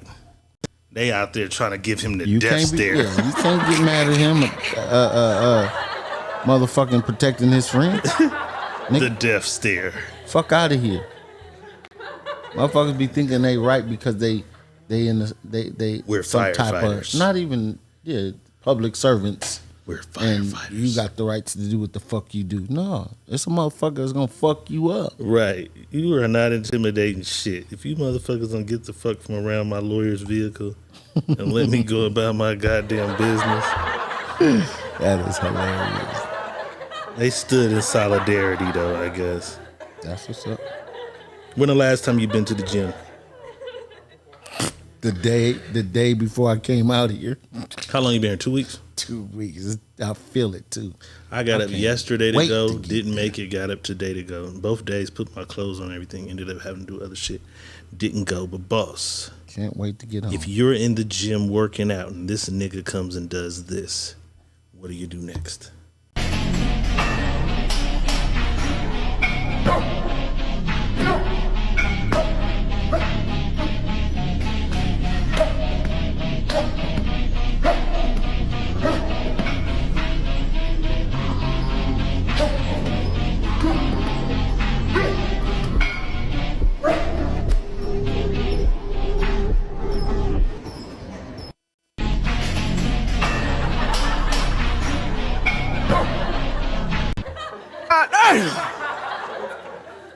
Look at that nigga like he a damn fool. Why are you trying to show out, nigga? I'm getting this shit down. He trying to show out. I'm gonna look at him like he a damn fool. Motherfucker. You gonna get your monkey gorilla ass out the way. Take that shit over there. There's a corner for you to do all that by yourself. Crazy jump, nigga. Did you just jump over me? Jump That'd right be a over fucked that up fight to have. I'm gonna cuss you out walking to the door. Motherfucker, what's wrong with you? Just because he can do motherfucking exercise. My motherfucker get socked in his shit. Socked in his chin, glass over, Joe, and be over. It'd be over. That motherfucker looked like a dancer at the motherfucking Lion King on Broadway. Hey, that's one thing I never understood. Is niggas look at niggas and be like, oh, he big, or oh, he like. It was all that wild shit for me. It ain't the size in the dog. It's the fighting in the dog. It's the fighting the dog. Man, I got in a fight, man. I watch a big ass nigga get punched in his motherfucking mouth and went running down. I done seen some big niggas get whooped too. That nigga just looked like he was on steroids and crystal meth and shit all together. Most of them, when they're just gigantic. We'll fight, but you're not the nigga I'm choosing to fight. Not that crazy looking nigga. Yeah, man. For me. Motherfuckers on steroids and shit. That nigga jumped over the nigga. Like, why did you jump over me? They over hyper and shit. Yeah, crazy as fuck. Mike Larry says, I'm laughing hard as fuck. Then work out on the other side of the gym. This nigga dangerous. Yeah, that nigga looks crazy. I don't understand. Like, what the fuck was all that about? All right, this nigga is becoming one of our favorite motherfuckers to talk about. It's an ugly motherfucker right here. One of our favorite ugly motherfuckers to talk about. Shamar. God. So I guess this is the girl from LSU. I forget her name. She got a new boo. But everybody keeps saying her new boo look like Shamar. And Shamar said, and he said it just like this, did is not me. I don't look like that boy. Stop tagging me. That nigga do look like Shamar normal. Like if Shamar didn't have the defects. He looked like Shamar mixed with this nigga from Fresno. I won't say his name, but look good. That's crazy. That is totally crazy. Did nigga is not me. This nigga is not. Nigga, don't nobody want to be you. As is, Hammy said they can clone Shamar. That's the normal Shamar. That is hilarious. You remember the movie Cujo? Oh, yeah. Did you know that was not a motherfucking dog? What was it? A nigga in a dog suit. This fucked me up, bro. This fucked me up. Hell no. This fucked me up the whole time. But when that motherfucker ran up that tree, I should have knew. I should have knew when that motherfucker ran up that tree. Oh, no. All right, let's do some more of Who's Wrong, Who's Right, since this is the Who's Wrong, Who's Right show all of a sudden. This young lady wants to know, okay, so how y'all feel about a man taking you on a date and he pay with the Cash App card? These motherfuckers is crazy now. I said, bitch, why are you looking across the table at which type of payment method I am using? Is what I feel like. Why does it matter? I'm treating you. Right. It's the money. Fuck does it matter how I'm treating you? If I pay with a WIC card, bitch, and they take WIC, You heard me? Paying with my WIC card. I got a card for a reason. You want me to pay, now you want to choose how I pay. Like, what the fuck? Because we in a fucked up world. Everybody want to take pictures of what a motherfucker doing. I went to go eat and I got shrimp moulin filet with a cabaret. It's like, Bitch, he paid with a Cash App card. Bitch, I got 3 bank accounts. I have other services that people Cash App me for. That's my money too. I have to use that money from these other things to pay for food? No, the Cash App card is for the food. Why do you give a fuck? We're in a fucked up time, boss. We are. Motherfucker. Wait, before we eat, can I take a picture? Bitch, throw your phone in the trash can. Cheddar Bob in the house. That picture. That's crazy as fuck. That's crazy. This is the world we living in now. God damn it. We full of fucked up people. Yeah. He paid with a Cash App card, bitch. And that bitch is going to jump right in my inbox. You know what I'm saying? Nigga Never TD said, I just want to know where they find niggas that pay for shit.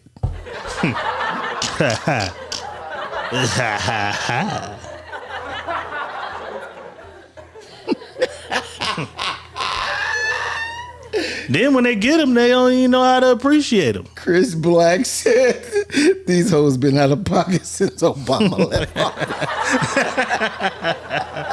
Hey, I seen some Obama shit I forgot to get. Oh, shit. I have it on Wednesday. Did you see the new Obama shit? Oh, shit. Did you see the new Obama shit? About what? You might be right. Just I'm gonna drop the about bomb. the Michelle. Oh, the yeah. letters. Did you see the letters? Yeah. We'll talk about it Wednesday. I gotta go Yeah. get it. I forgot to get that shit. Yeah, I seen the letters. That's crazy. No, it ain't crazy because all that shit started happening when he was in office. But I'm saying Wednesday. No, we're gonna do it Wednesday. We ain't gonna do it. We gotta have the proof, the hard evidence. Because you know how people feel about Obama. Yeah. You know how they feel about him. So we gotta have the proof before we do it. But listen, this is what I be saying though. And Mike Larry, you right. Like Boss said, it's in your face. Shit be in your face and motherfuckers don't even want to see it. Be right there for you to see it. But I never saw it though. It be in your face because you don't want to see it. I don't like that nigga. I didn't fuck with him. I'm not saying you. I'm just saying in general, I didn't bro. see that, but I'm the benefit of the doubter guy. You know what I'm saying? The benefit of the doubt guy. So when I heard motherfuckers assuming that maybe Michelle was Michael at one point in time, I said, come on, man. Are you that serious? But these letters have been proved to be factual letters. So we'll have the letters. We're going to have the proof, though. We'll do a whole Obama segment Wednesday. That shit's crazy. Nigga Never TD said, niggas be looking financial stable till you start fucking with them. What filter is that? The flex filter. I want to know what looking financial stable means. Clean clothes on. That and a haircut. Does that mean you're financially stable? That's what they look at and think. You know what I'm saying? That's what I'm trying to find out. Clean clothes what and a do haircut. financially stable look like? Clean clothes, a haircut, and a car. bitch, you got a car. I don't have to pick this nigga up. I just want to know what that fucking shit means. Like, never seen where you lived or none of that. Like, if I'm posting something, it's just me. If I'm posting something, I'm posting what's mine, or where I'm at, where I live at, what cars I have. Them are mine. Like, what is? I'll be lost. I guess I'm an older guy though, and so that fake shit. I'm not sitting in front of nobody's Rolls Royce taking pictures. Right. And so it became a thing to where that's what women are attracted to. Women are attracted to a motherfucker who, oh, look at his chain. Oh, look at his clothes. Oh, those jeans are such and such. So niggas figured out like how to order that shit from China. Damn. I wish I would have known this before though. Because I would have ordered it. I gotcha, bitch. I would have did it. Right. You know what I mean? Like when I was buying Robin jeans, if I would have known I could have got them from China. Nobody's checking the tag in the club. If I could have bought them from China instead of spending $1,100 on these motherfucking Nobody's checking the tag. Remember Cody had all the NBA niggas that had the fake watches. And they was like, nigga, you're right. I got millions. But I don't wear no real. But if one of these niggas run up on me and ride me, I just lost $120,000. I pay $1,200 for this fake replica. You know what I'm saying? But the women are like, oh, that nigga had on a Richard Mille, bitch. No, it was $1,200 for that watch that you thought was $120,000. Oh, he got the money. He worth every bit of the money. I don't understand why they look at what the money niggas have anyways. If they're not giving you none. You're not giving you none. That's what I don't understand why women check for what a nigga have. You're not getting any of it. Are you trying to check to see now you can talk to him to see if you can get some of it? No, they're just happy to suck a rich nigga dick. That's it. That is hilarious. I fuck with niggas who got Bentleys. Can you ask him to drive that motherfucker? Fuck driving it. When can you go get the keys and take it where you want to? That. Like, can't. Fuck what he got. If it's not accessible. But that's the world we live in. That's crazy. Niggas had the discussions. You know, motherfuckers lead. Somebody said it in Sunday service last night. She meets guys and they lead with what I'm doing, what I have, what I got. Right. Boom. And because that perks certain ears up, you gonna weed out some bitches. Some bitches ain't gonna want to hear that shit. All this nigga does is talk about himself and what he got. You know what I'm saying? Them the ones I like, but then there's a larger portion of them who be like, "Ooh, bitch, he got, and he winning." Some of you niggas, shout out to you niggas though, it's working. I ain't mad at nobody with what they do. Y'all fucking them bitches like that. Keep fucking them bitches like that. I'm not mad at nothing nobody does. Period. I don't give a fuck what you do. If that shit works for you, congratulations, my boy. Keep doing what works for you. But for you women, I'm wondering, why are you so worried and adamant about what he has? Because most of you motherfuckers don't want nothing with the nigga no way. Because most men are looking for a woman that they can have and build something with. They don't give a fuck about what you looking at him for. Most men, want some pussy, but when you get past the dick and pussy shit, is what can I build with her? What can we put together and make something happen? And that's why I tell everybody, take your dick and put it in the pawn shop. You go get your pussy sold up. So we can't even use these motherfuckers no more. Right. After we can't use these motherfuckers, now what's next? Boredom. Motherfuckers ain't got nothing else after that, bro. They can't chase nothing. They don't even. And I came up with a conclusion today. I said this to myself. I was watching some shit. I'm like, damn, she nice looking. Motherfuckers only looking at the bitch because she look good. They don't even like the bitch. Mm-hmm. They don't even give a fuck about. That's how I get there. That is how I get there. I'm guilty. That's how I get there. No, listen. They don't give a fuck about nothing other than she got a nice ass. Mm-hmm. She's pretty. Mm-hmm. She got some titties. Mm-hmm. She got a cute face. Mm-hmm. She got nice hair. Where this bitch at, bro? I don't know, but I'm just saying. You was on the road. This is bad. Where is she at? I don't know, but I'm just saying. You know what I mean? No, but I get it because that's what get me. That's what get me there. That's what most and then they open their mouth and I be and like, motherfuckers be out of there. Because if you ask a bitch, like that's what I did last night, and I don't think you was in there. I think you left. I probably left. I asked people, "What's your 5-year plan?" And most of them had a 5-year plan, and and maybe they were just lying and saying something. They were, but most of them told me they had a 5-year plan. And for me, I'm looking at a person that can tell me down to a science of their 5-year plan. I'm looking at you like, all right, this motherfucker on some shit. That's attractive. That's attractive. That's attractive to you. Right. I don't want a 5-year plan. Meaning this, there's a plan in action. Don't mean it's always going to be absolutely what it is, Things but you are working on that to get there. Yeah, because most motherfuckers just wake up and live each day. Right. So now I know this about you, right? Right.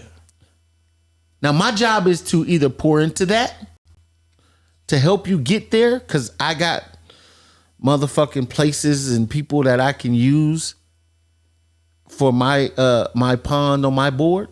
So I'm gonna use these ponds to help you, right? But if you ain't got shit going on, you don't even have a fucking plan. It's like, why am I here? What the fuck? Why would I even deal with you outside of dick and pussy? Right. Know what I'm saying? Let's keep it clean. Just dick and pussy. And that's what I want people to understand. Why not just say it's dick and pussy? Because most people won't roll with that. You know which ones of the people I want to say, but I don't. Because they don't want it to be perceived that they on some hoe shit or just, you know? Right. So rather than just saying, okay, it's cool, let's just fuck. Let's fucking move on, because you don't have a plan. You working at Aetna and Aetna is just paying you and you don't want to get out of that motherfucker.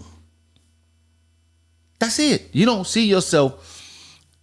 I ask any woman, do you see yourself owning a home? Owning, not just you renting some shit for a long time. I'm talking about owning. And when you own, do you see yourself owning a certain type of home at a certain price? Or are you just a person that whatever home I can get, I'm gonna take it? Because most people know what the fuck they want. You know what I'm saying? Men or women, they know what type of fucking house I'm gonna spend my money on, that I'm gonna go buy. You know what I'm saying? If you don't even have that kind of fucking acknowledgement about your life moving forward, the fuck am I wasting my time with you for? You plan on living in an apartment all your life. That's a waste of time. Where's your elevation at? But I found out everybody don't want to own. Don't. Everybody, I'm gonna keep it a buck. Everybody don't want the responsibility of owning. It's not responsibility for me. I don't have any kids, boss. So I'm one of the people who don't care to own a house. As I get older, I just want to go everywhere in the world. I follow Matthew Knowles. He has some shit that he just rents and rents. So the properties I have, if I ever acquire them, they would be retail properties, or they would be shit that I would Airbnb. I don't want to live in one place. No, but that's you owning though. That's still you owning. If I chose to do that. If not, I just want to have a lot of money and live a bunch of places. Right. I want to see a bunch of I don't have any children. I don't have nobody to lead that shit to. Right. You know what I'm saying? So me acquiring that 30-year loan is not for me. You know what I'm saying? I want to travel the world and see all this shit. I don't have nothing to hold me down. I don't really got no responsibilities to be nowhere. It'd just be me. And if I got a lady of my choice or whatever, we'll just be rolling and seeing a bunch of shit. But that's me. You know what I'm saying? But I still have my 5-year goal though. You know what I'm saying? But that's the case. Everybody ain't the same. And because some people told me, I don't want to own no home. I don't want the responsibility of owning a home. So when the pipes bust, I got to pay for that. Or when that AC go out, I got to pay for that. Or because this is a homeowner. This is being a homeowner. Sure. You got to pay for these things, man. I got a tankless. I got a tankless hot water heater, right? So there's no tank. It's a little box on the side. I didn't know that bitch was $5,500 fucking dollars. Right. This motherfucker come over me and tell me, because my shit keep going in and out. It goes in, go out, go in. So I got to go reset it every time. He's like, this is no good. But you have to pay and buy a new one, and you get 10 years on this. Okay, cool. Fuck it. I got a few dollars. So that wasn't affecting me.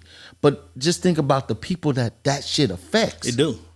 Like, damn, they got to come up with that. Motherfuckers is living check to check. What Well, am I mean, gonna have? they have certain insurances. It don't cover that, though. It doesn't cover that No, type there's insurances that cover everything about your house. Yeah, because it's that's the an kind of umbrella. shit my mother has on that house. It's an umbrella. We have everything. That one. And then I still feel like I'm a homeowner because I got my mother, and that's her shit. Right. But, I'm in on that, and when certain shit happen, I'm involved. Right. So, like that one, anything happens with that, it's covered by That's some an shit. umbrella. You know what I'm saying? That's an umbrella. That means they cover everything in your home. You want some more of this? You can have some more.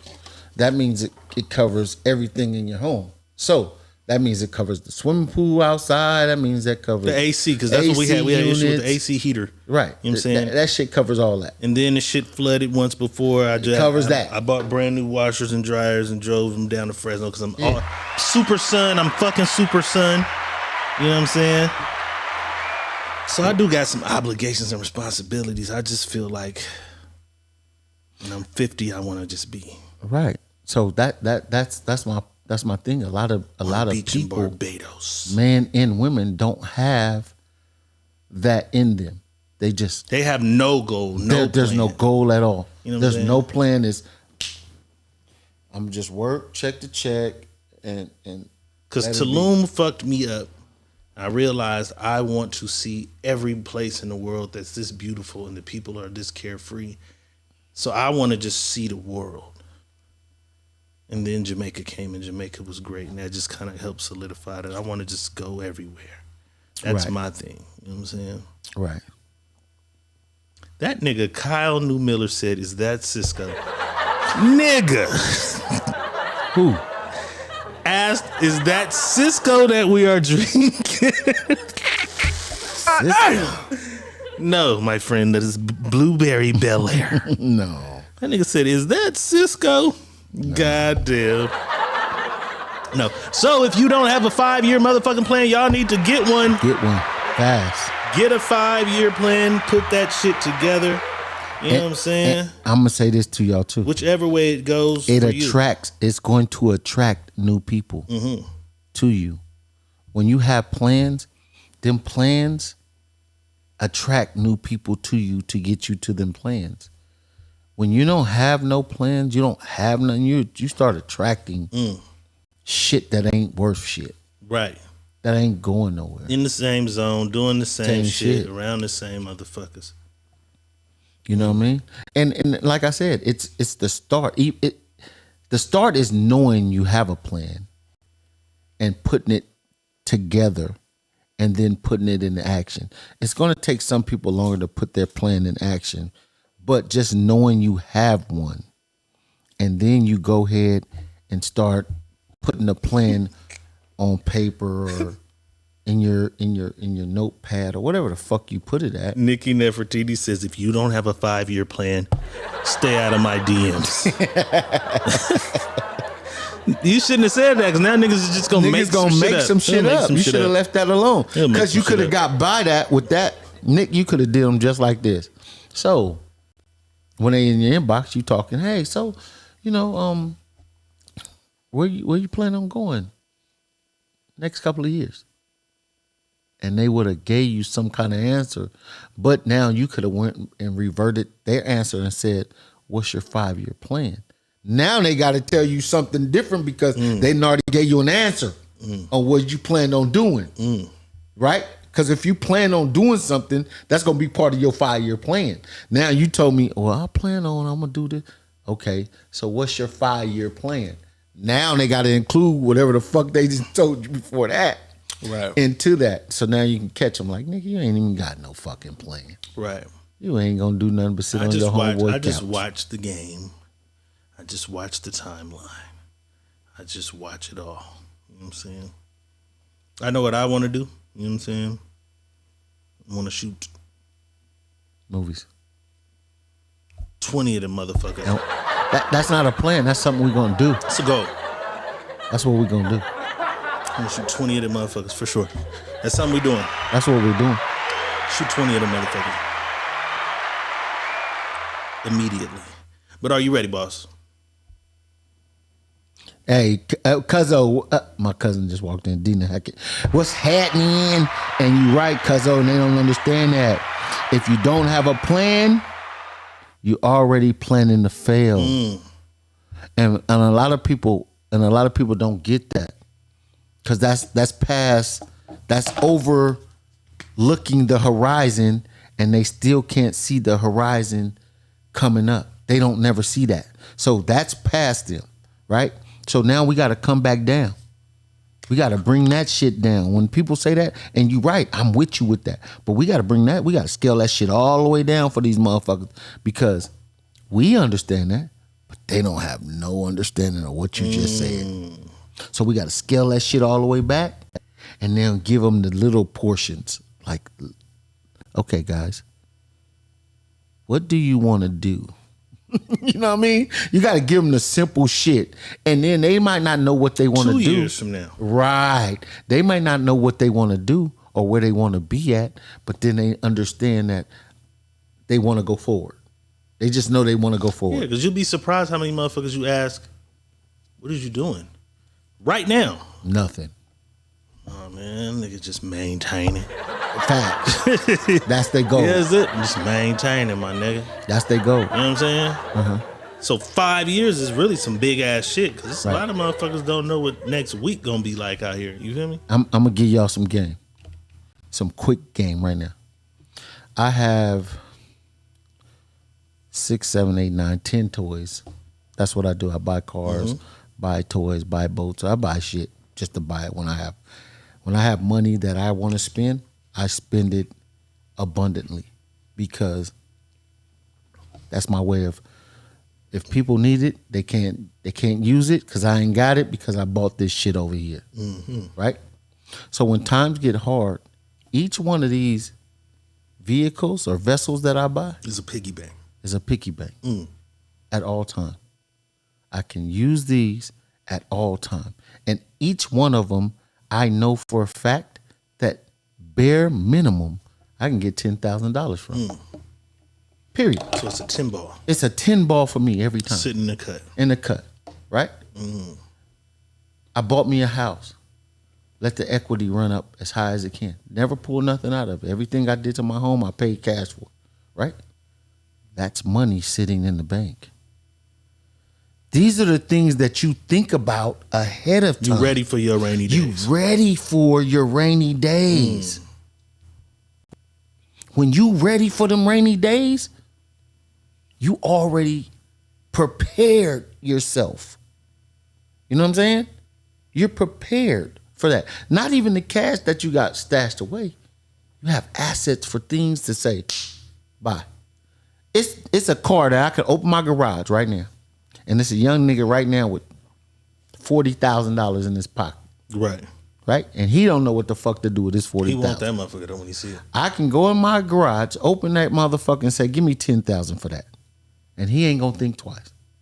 Cause I know that car is probably worth $50,000. But I don't give a fuck. That's the bare minimum. Yeah, bare minimum you can get for more. me. You got some shit you can get way more for. Bare minimum for that's me. That's the bare minimum. Is nigga. That's my 10. That's my 10 ball run it. Right. Now I got a plan already for that 10 ball that I'm gonna go get.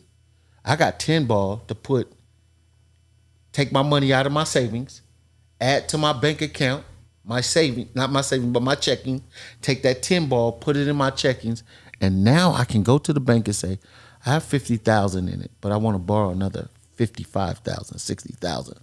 They're not going to tell me no because they see I got that money in there already. So now that's $50,000. Now I want to go buy me a house.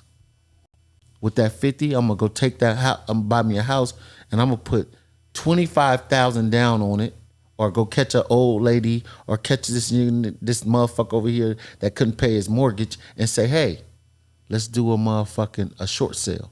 I'll buy you out this house and put some money in your pocket, and boom, because it got equity in it. Feel what I'm saying? And I can go run that play.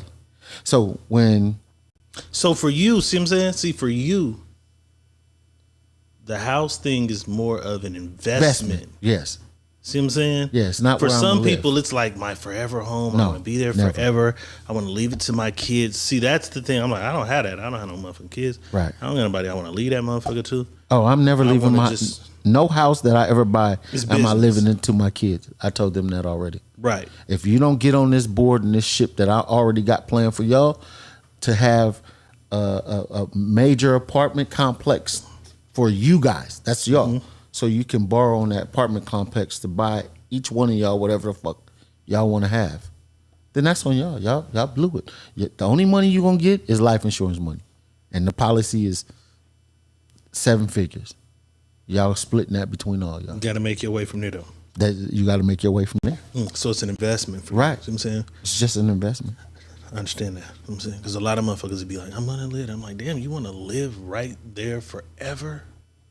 You know what I'm saying? Like, that's cool for some, because some motherfuckers like to be grounded in Right. that city, in that community, in that. Right. I want to see all this shit. You know what I'm saying? So that's always been the thing for me. I never Yeah. wanted to just lock myself into nothing. But are you ready, boss? Let's get It's it. about that time. Let's do it. Let's motherfucking do it. Let's go.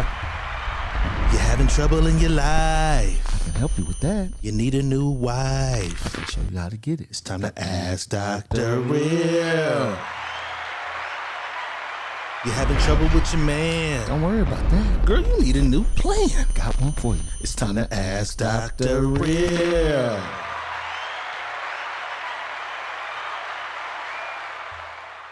It's time for some Ask Dr. Real.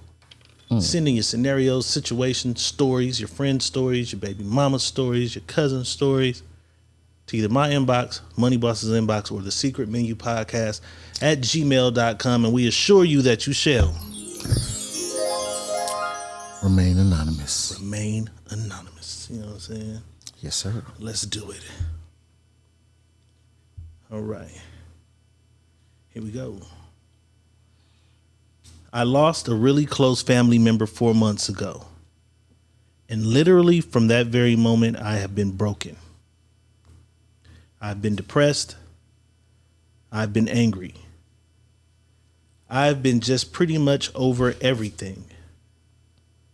I am in a relationship with the man I love, but who I honestly believe doesn't see what I'm going through, and it's sad.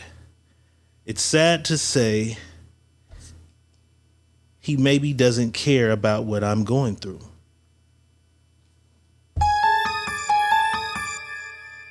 I don't feel sexy. I don't want sex. And I know that's a part of the relationship, but I just can't do it.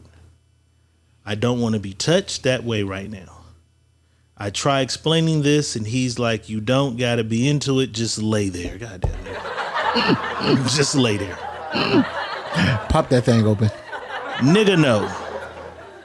Should I remove myself from the relationship before he's forced to go and fulfill those desires? If it was him going through this, I'd wait and be supportive as I could, but we are all not the same. Even though I kind of know what needs to happen, I'd like to hear y'all opinion. So what's up? It's time to ask Dr. Real.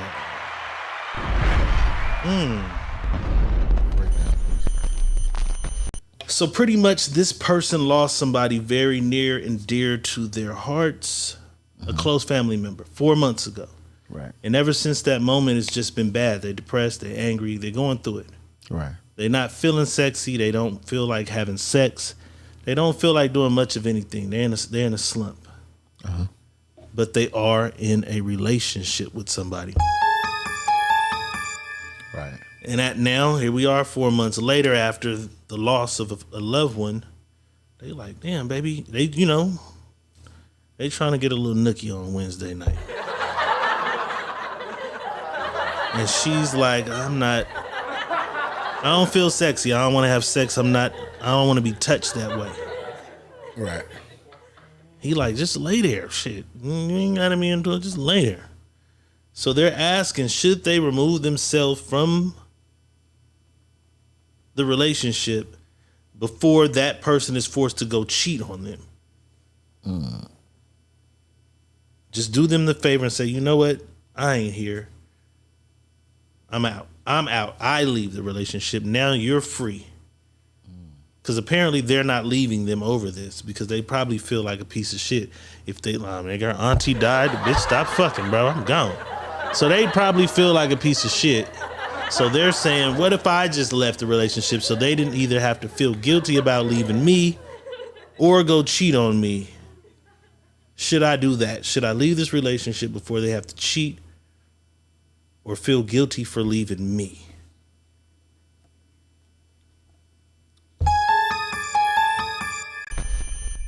It's time to ask Dr. Real.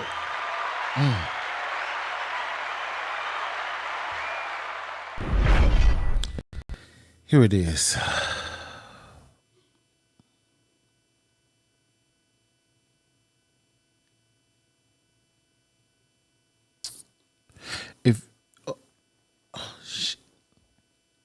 Okay.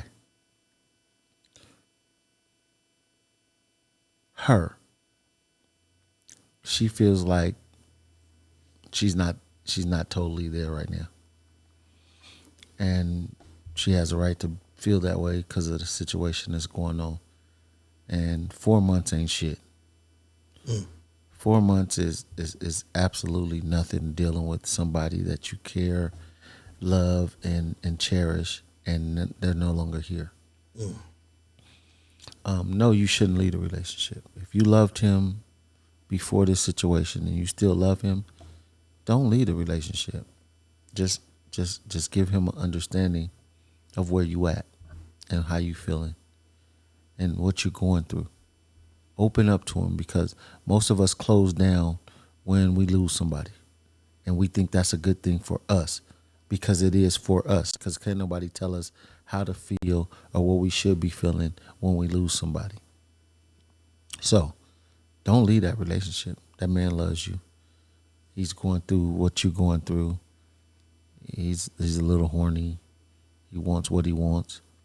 But sit down and talk to him and let him know how you feeling, the way you feeling, what's going on with you, how you dealing with this situation. You know what I mean?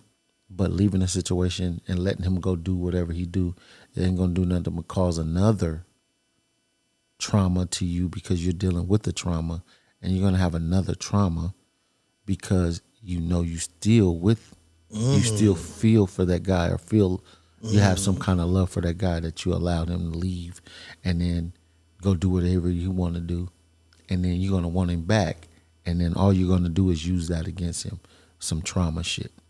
So don't close that. Don't end that. You guys sit down and have a conversation and talk to fix it, to make sure it's something that can be fixed, because I'm quite sure it's something that can be fixed. Now, nigga. To the guy. This is to the guy. Nigga. If you don't caress your woman, nigga, if you don't support your woman, nigga, if you don't be the backbone to your motherfucking woman while she's dealing with a situation that is hurting her, and if you don't see the hurt or the pain in that woman, nigga, remove your motherfucking self. Period. Say what? You're a fucking loser.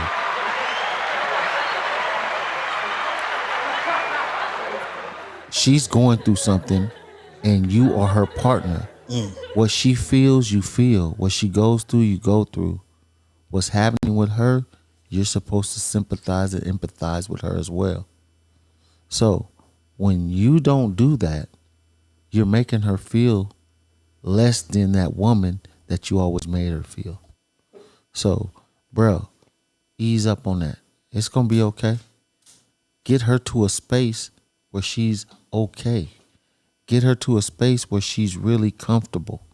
Get her to a space where she's now okay with dealing with this death. You ain't even let her get to a space yet, my nigga. and you pushing this dick and pussy shit on her. Dick and and pussy she's shit. ready to let you go have all the pussy you want. But you ain't gonna have her no more. And if you loved her as much as you may love her, then you'll understand what she's saying. Right now ain't the time for me. I don't even feel myself. So now this is your place to pick your woman up to make her feel as good as she felt before this shit happened. You know what I mean? You take her on them dates, or you take her on a dinner date, or you take her to go buy her something, or you take her just to say, hey, babe, this is what I'm doing for you because I care. I know you're going through some shit. I see it in your eyes. I'm going to fix this for us. I'm going to make shit good for us. I got your back. Whatever you going through, I got you. If you falling, I'm going to pick you up. If you think you can't get up, I'm going to make sure you do get up. So that's the type of shit you got to feed into your woman, my nigga. Don't just let that dick and pussy shit be the cause, man. You probably done jacked off before. Go jack off again. Yank the wank, my nigga. That's all I'm going to say.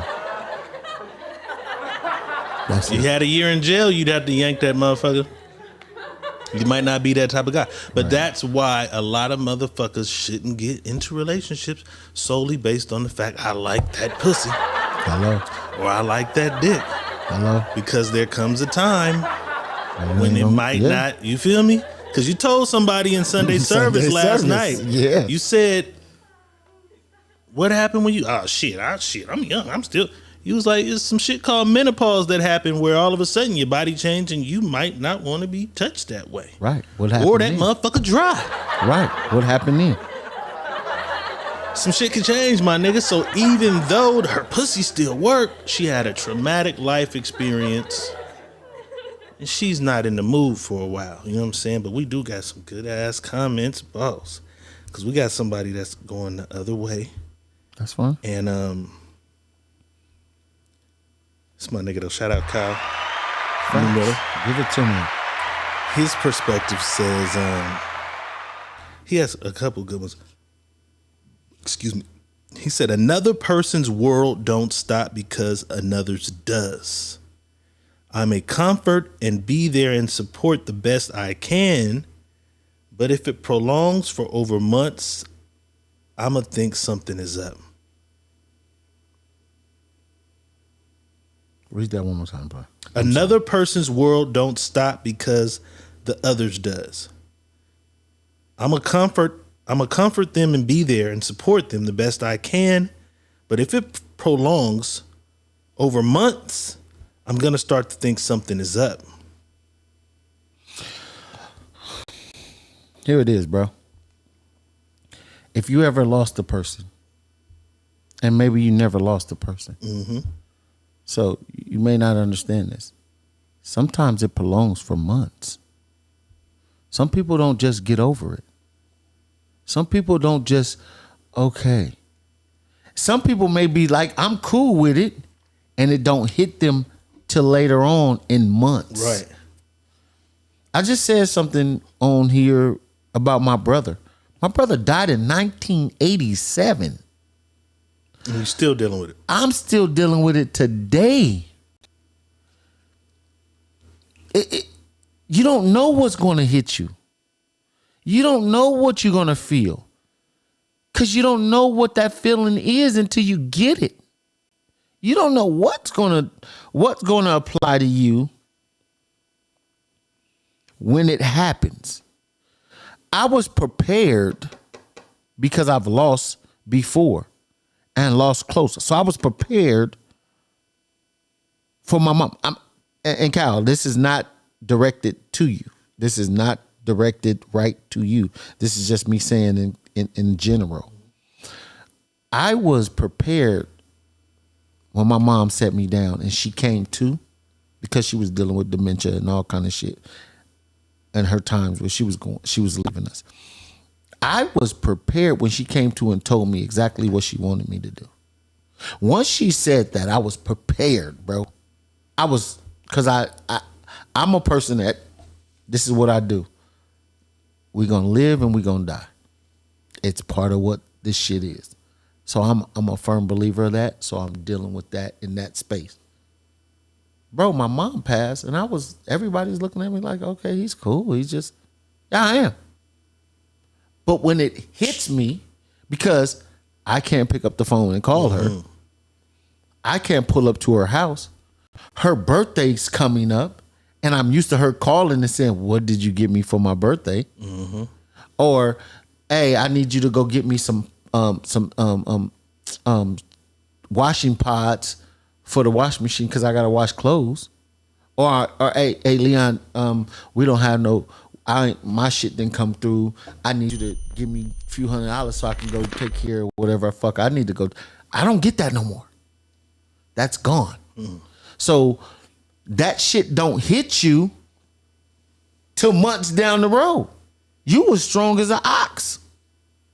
You being as strong as an ox, bro. And I'm telling you, I'm strong. My mom been gone for 5 years.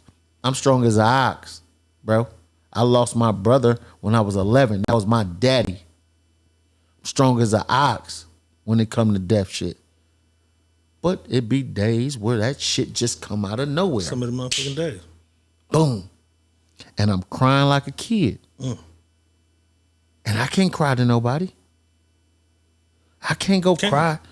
I can't go cry to nobody because everybody depends on me. So who do I cry to? When your family, not your little brothers, not your little sisters, but your big sisters, your aunties, your uncles. Right, motherfuckers above you. Above me depend on you.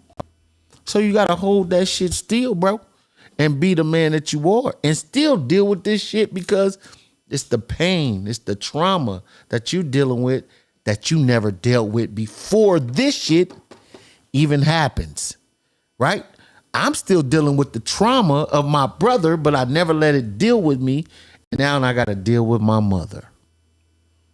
After my mother, I got to deal with my cousin. Know what I mean?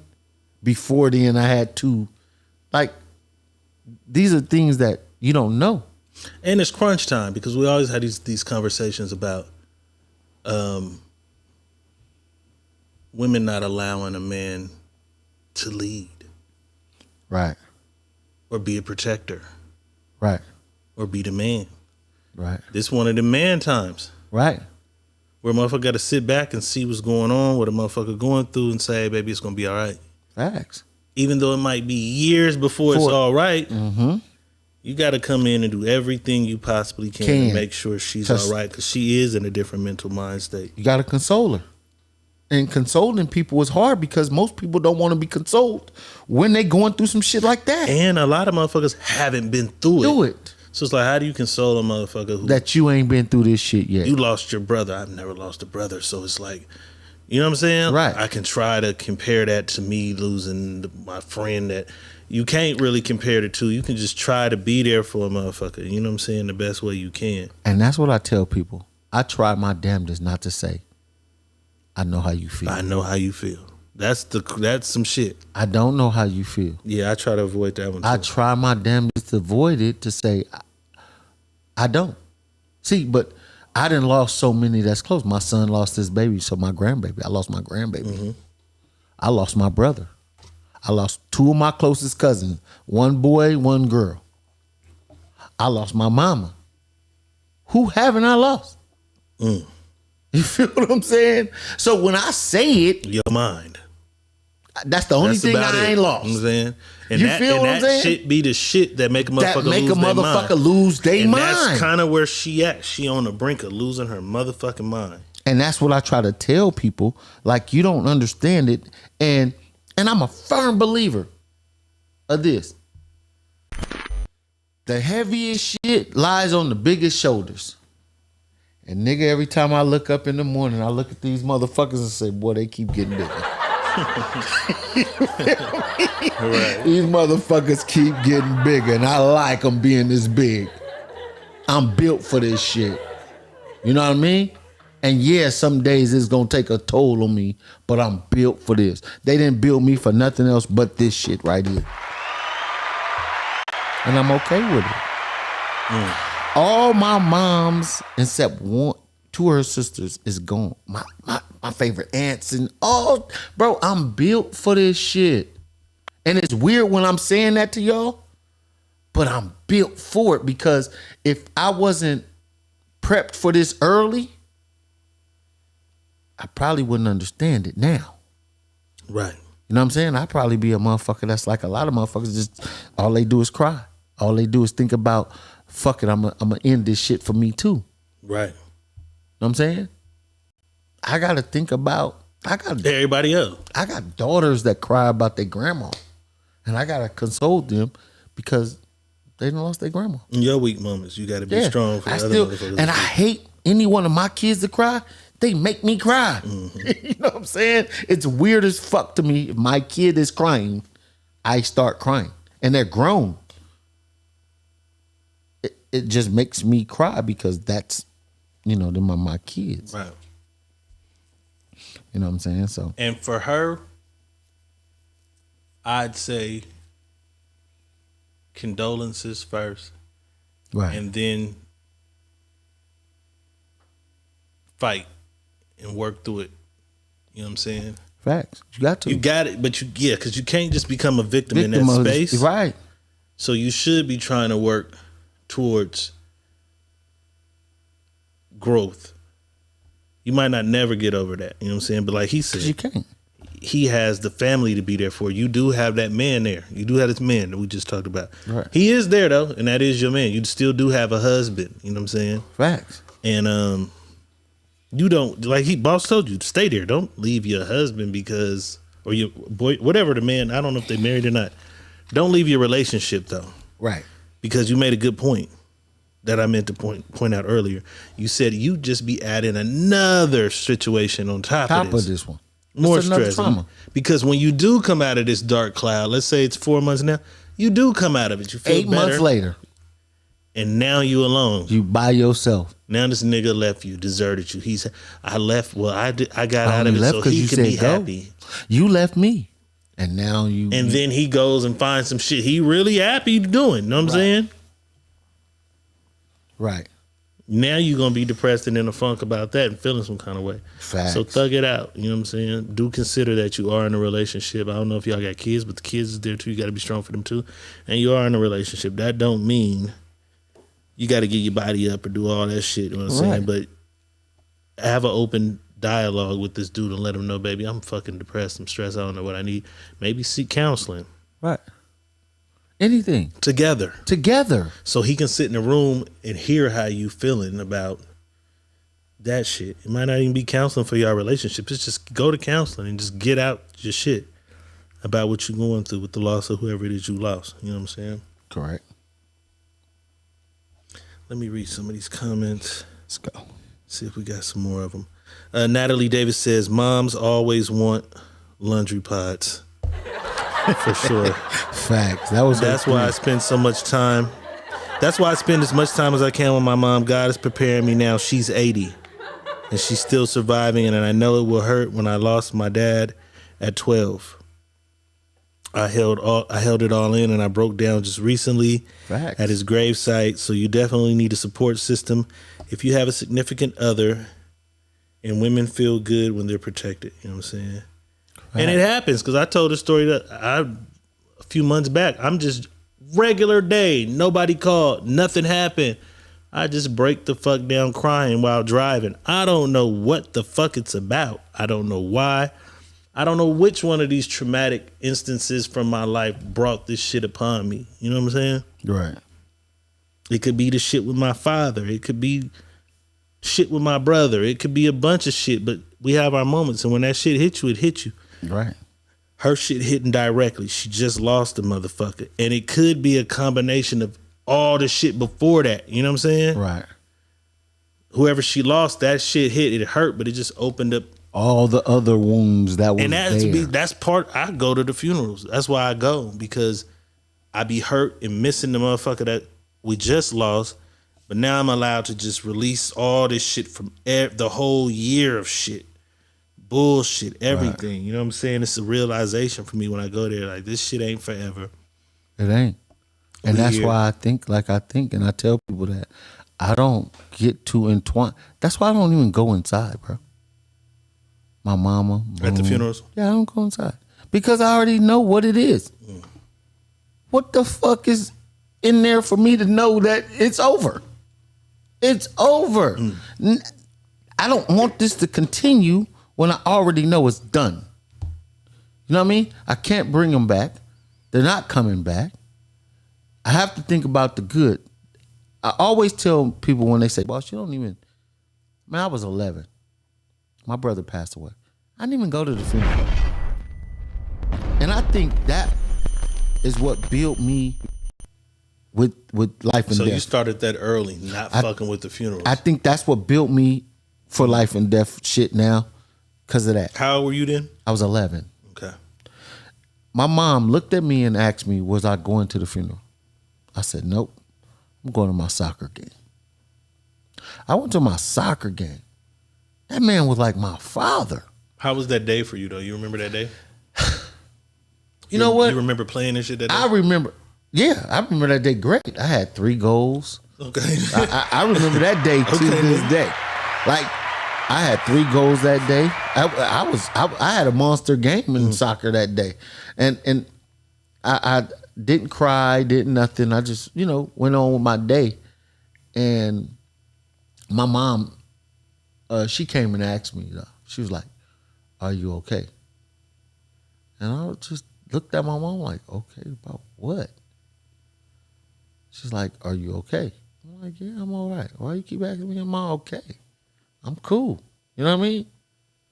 But didn't know I wasn't cool. I'm 11 thinking I'm cool because I'm thinking like, okay, this happened. I didn't go. I didn't see him. Nothing. It's nothing. It's nothing. Thought you tucked it away and moved on.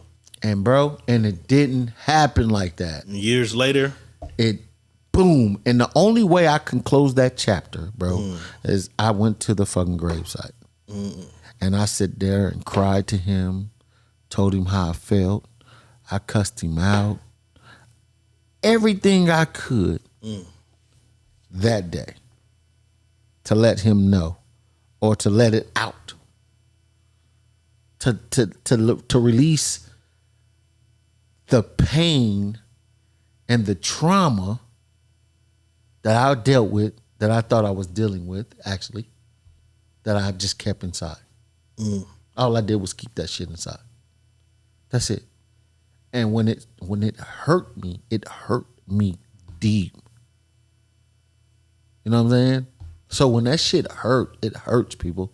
Like, you gotta understand the hurt. And you gotta deal with it, man. I deal with it every day still. Right. Because I think about life and what would it be if he was here? And how different would I be if he was here? How much more guidance would he give me while he was here if he was here right now? Like, how much? Because I had an animal as a brother. I had a fucking animal. He was one of them ones. He was one of those ones. He was 6'3", 260, hands. 2 of my hands didn't make one of his hands at 18. It was an animal. So I had an animal, and I know a lot of shit probably wouldn't have slid that I let slide because he didn't let nothing slide. There was no sliding about nothing. You know what I mean? There was, nigga, this is what you do. This is how you do it. No questions asked. Fuck what a niggas think. I didn't like that. I was never that kid. I used to be like, can we find a way around that? Right. Are you sure we can't? Sure we can't just find shit around. But again, that's just me dealing with it. And I think some you people, adopted some of that later on, pieces of that. Yeah, that was later. As I got older and things started really corresponding with what he was saying, and I understood it. Like, oh, okay. Oh, yeah, my brother told me this was going to have to happen. This shit has to happen. So I'm going to do this because it has to happen. If I let it go, it may cause other shit to happen as well. Right. Later. So, this is what it was. All right, for sure. Young lady, hang in there. You know what I'm saying? Definitely. Talk to your man. Sounds like you were even considering leaving the relationship. Don't. You know what I'm saying? Bet not. You'll be all right. You gonna be all right. You know what I'm saying? We gon' make it. We gon' make it. We gon' make it. We gon' make it. We gon' make it. Hey, that song and we gon' be all right. Them the two. I swear to God, when shit gets to me, we're gonna play them and too. I think something's going on in my realm. Yeah, them two songs has got to be played in my circle for sure. For sure, has to be played without a doubt. Well, boss, somewhere in some city they was shooting outside, and this was the interview that they got from the eyewitness. 22-year-old man died at the hospital. Another resident who moved in a few months ago says he's now concerned about safety. I'm going to start carrying my pistol. You know, if we in the Wild Wild West, somebody need to let me know. A 22-year-old man died at the hospital. Another resident who moved in a few months ago says he's now concerned about safety. I'm going to start carrying my pistol. You know, if we in the Wild Wild West, somebody need to let me know. A 22-year-old man died at the hospital. Sugarfoot. I got to have my pistol. They tell me they was shooting around this motherfucker. Sugarfoot, you ain't fit to shoot shit. You gonna throw sugar at a motherfucker. A whole bunch of fruit cocktail sauce. Let me tell y'all about a drive-by. Oh, shit. All right, man. I don't know what they were doing, but they were interviewing a guy and a lady, and she comes on to the guy. These hoes ain't loyal, boss. Let's take a look. Oh. Fuck me. Why fuck me? What I do? Wait. You'll fuck me. Would you though? I mean, I would. Yeah, I appreciate you. Can you get your number? Nah, I'm cool on it. She recognize, she see what she like though. I fuck with it. I fuck with the confidence though, you know what I'm saying? I fuck with the confidence. Yeah, I'm gonna come in that shit all day, you know what I'm saying? He can get my number if he wants it. Your man calling you right now. Oh, shit. Oh, shit. God damn. We caught him, man. We caught him. We caught her. Oh. Wait. Outside cheating. Hey. Is that cheating?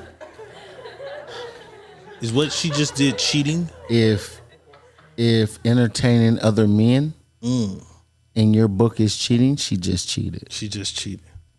Right. She just cheated. Because she clearly verbally said, I'd fuck him. Fuck him, yeah. He can have my number. But again, I tell everybody, a woman knows within the first 5 minutes of seeing a man that she will fuck him. He's fuckable. Ladies, do we agree in the comments? Do you know if you'd fuck a guy in the first 5 minutes? Yes. In the first 5, they know. In the first 5, they know. Do I know in the first 5 minutes? Hell yeah, you know in the first 5 minutes. You see that motherfucker over there in that little black dress, check her down through there. and you see that motherfucker's kind of see-through with no panties on? You looking like, I'll fuck her. I'll definitely fuck her. Then the lights come on in the club and bitch look like Igor. Natalie says, I agree, first 5 minutes. Lee J says, no. 6 minutes. 6. Okay, you get an extra 60 seconds. You're battling with your...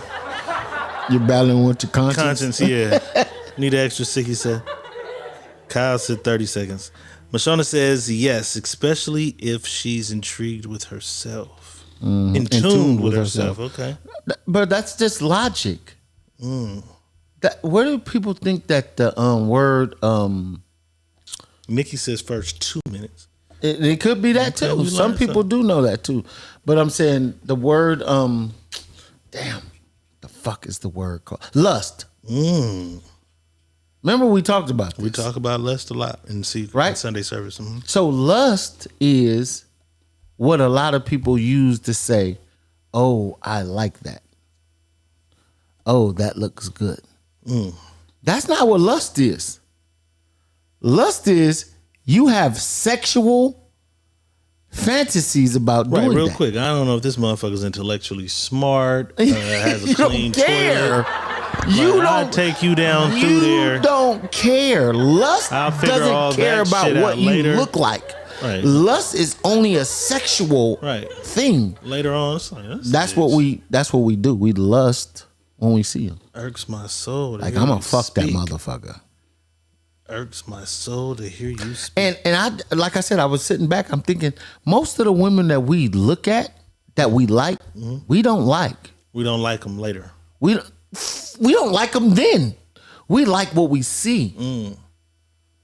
We don't like the lady. We don't like the woman. We don't like the girl.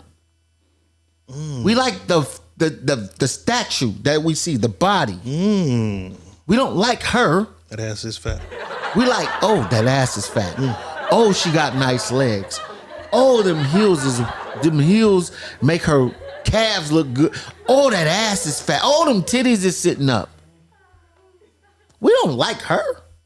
We like that figure of her. Men don't like that woman. They only like the woman when they figure out who the woman is to like. Right. Because it happens. Right. For me. I'm very physical. Right. I like what I like when I see it. But then also, I'm strong on the once I talk to you shit. You know what I'm saying? Like I can that everything that was so magical can be so tragic. When I see you, yeah, it can just everything. Why so did you magical. talk? Why did you talk? Can be so tragical. Damn. Why did she talk? Because it happens, bro. That's the what magic. What are you talking about? That's the magic of the magic. See, that people don't understand that. When I say that's the magic of the magic is, ooh. And then here comes the other magic. Oh. You feel what I'm saying? Yeah. Two different magics that just happened for you. A magic is not always going to be great magic for you. Sometimes the magic be like, fuck, that was terrible. I say, hold up, wait a minute, something ain't right. All that don't match this. Right. And most motherfuckers don't get that. And that's what I be trying to tell people. Like, if that's what it is for you, don't go into it for nothing else but what you see and what you want that moment. Then come back and see if that shit works for you. That the other shit. Yeah. You know what I mean? Definitely got them conversations. Because sometimes listen, have you ever been with a person that the only thing good about them is you and her have great sex? Yeah, absolutely. Nothing else. The conversations is fucking terrible. Trash. The motherfucking phone calls be trash. But the greatest thing about you and her is when we get in this fucking bed. Throw that ass in a circle. It'd be magical. Right? I think people need to learn that. That's what some things be that. Just that.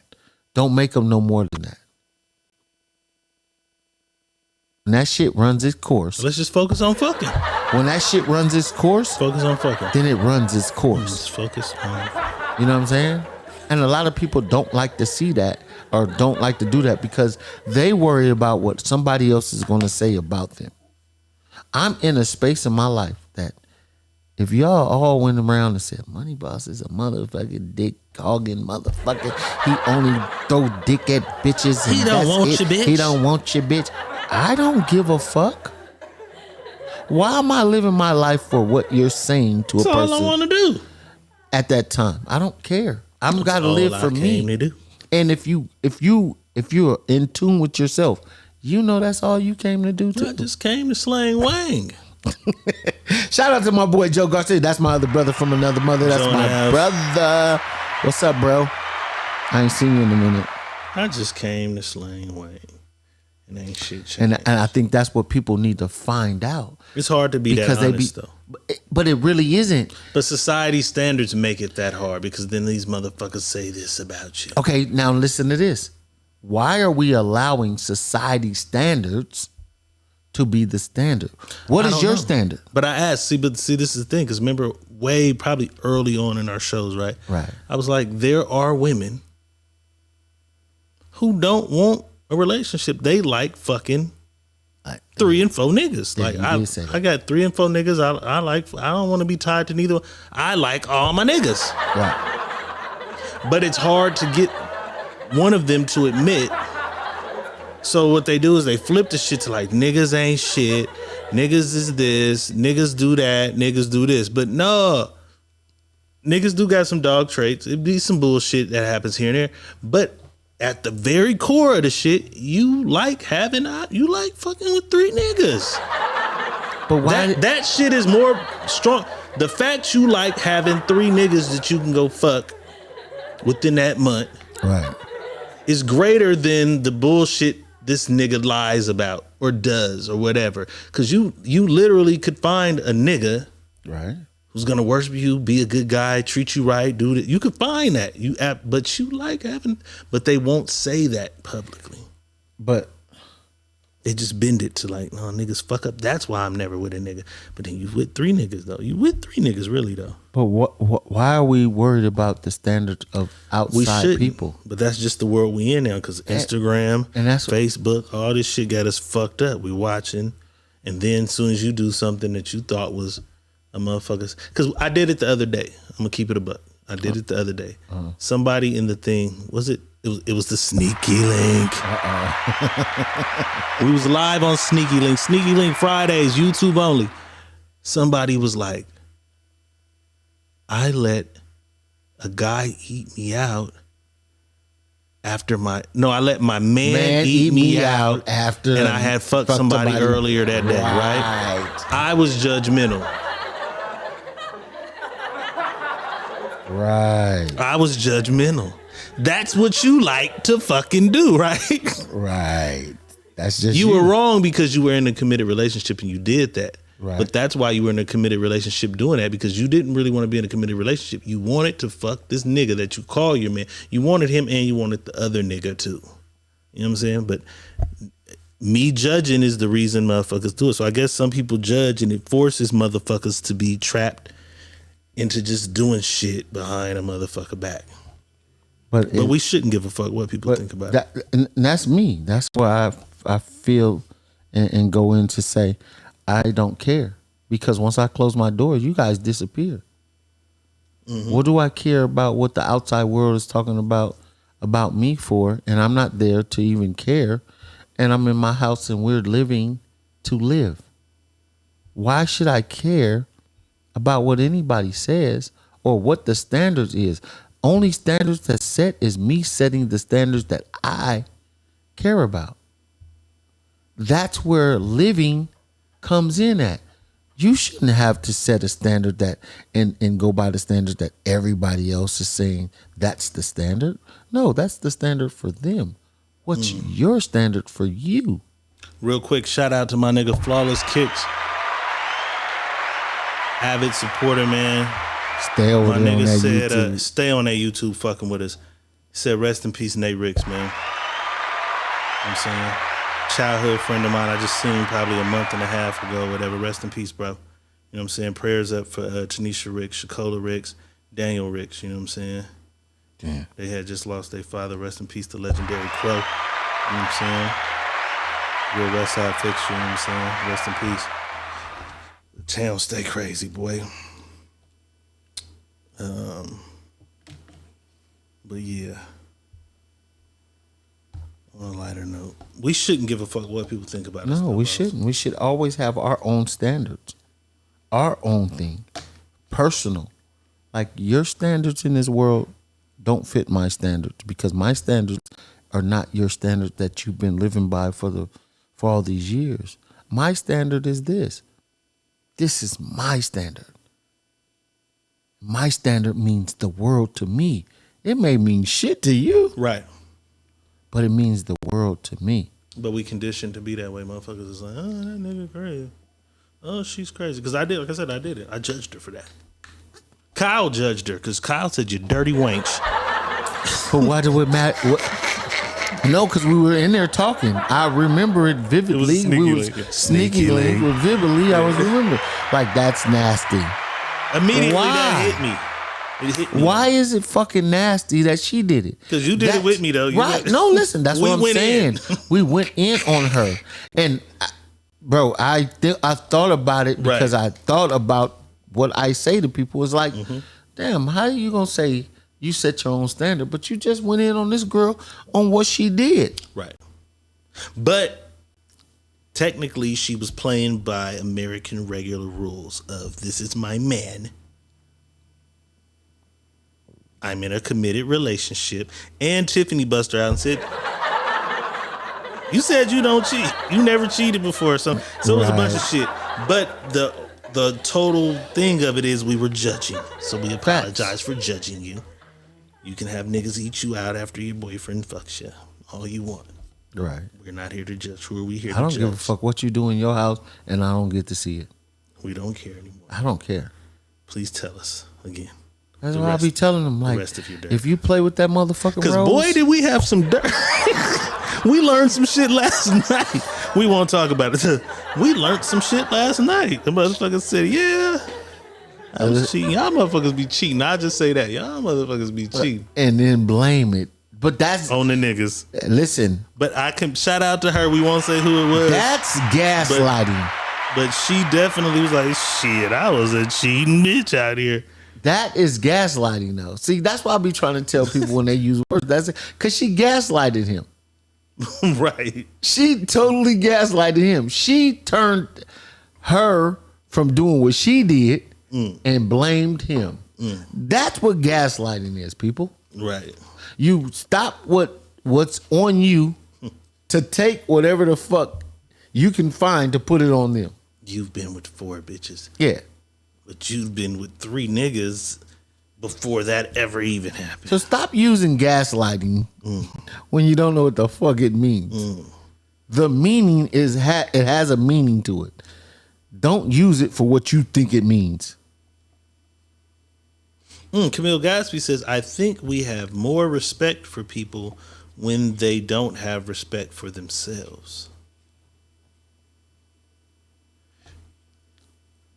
We have more respect for people when they don't have respect for themselves. Is that what she said? I won't say we don't, but I could say that society might. Because we look at a motherfucker like Sukihana. We look at a motherfucker like... Oh, she said I deleted that. It didn't delete here. It didn't delete here. It might have deleted you said there. it now, mother. This box captures all. You know what I'm saying? It does, because there's a lot of shit I don't see that he be saying. I'm like, where did you see that at? Out the box. You know what I'm saying? Right. I have the all-seeing eye right here. But that's crazy, because are we supposed to look at shit different because of what society say or what you do in society's eye? We're not supposed to, but there's a standard, and then now everything. Why is that the standard? I'm just saying. I don't know why it is. It just is now, because everything gets judged. So this is what I'm gonna say, right? For instance, there was a concert in Fresno a few nights ago. Right. It was Stunner Girl. Shout out Stunner Girl. I think she's from the Bay or something, right? Sat. She from Sat. You know what I'm saying? Shout out 916. She came, so the day after the concert, all the posts are, that bitch look like this, that bitch look like that, this bitch, but all of y'all bought tickets to go see this bitch. And what does it matter what she look like if she's singing the song that you like? She came to sing the song that you like. I think we're brainwashed. Because YouTube and Apple Music never allowed y'all to look and see like, that this is a regular, normal bitch who eats too many Cheez-Its or, you know what I'm saying? She likes cheeseburgers. Or whatever the fuck it is that made y'all have this opinion. It's like, damn, Y'all tore this bitch all the way down, but y'all paid her to go see. She don't give a fuck tomorrow. But y'all had the standard of what she was supposed to be. But y'all paid a ticket to go see this shit. So I guess if you paid, you have the right to have an opinion. No. Just because you paid don't mean you got a right to opinion. Mm-hmm. That just means you paid to go see the show. Right. Opinions like assholes. Everybody got one. And most of them stink. Right. So that's where we at, because every movie drops. Little Mermaid comes out. Oh, they fucked up. Right. Okay. It ain't even for us. It's for the kids. We can't expect Little Mermaid to be the same as when we were kids. But why are we changing things to fit other people to make people feel good?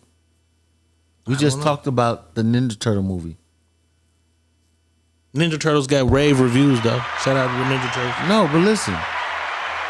They got a black chick with dreadlocks. And I was mad about that. They made April, who I loved. Is a white girl. Is a white girl. It's been a white girl so for why change what it is? 40 years. Now she has dreadlocks. I didn't like that. Again, that's what I'm saying. So why are we having expectations for anything? Because they're trying to attract a different audience. They want some money.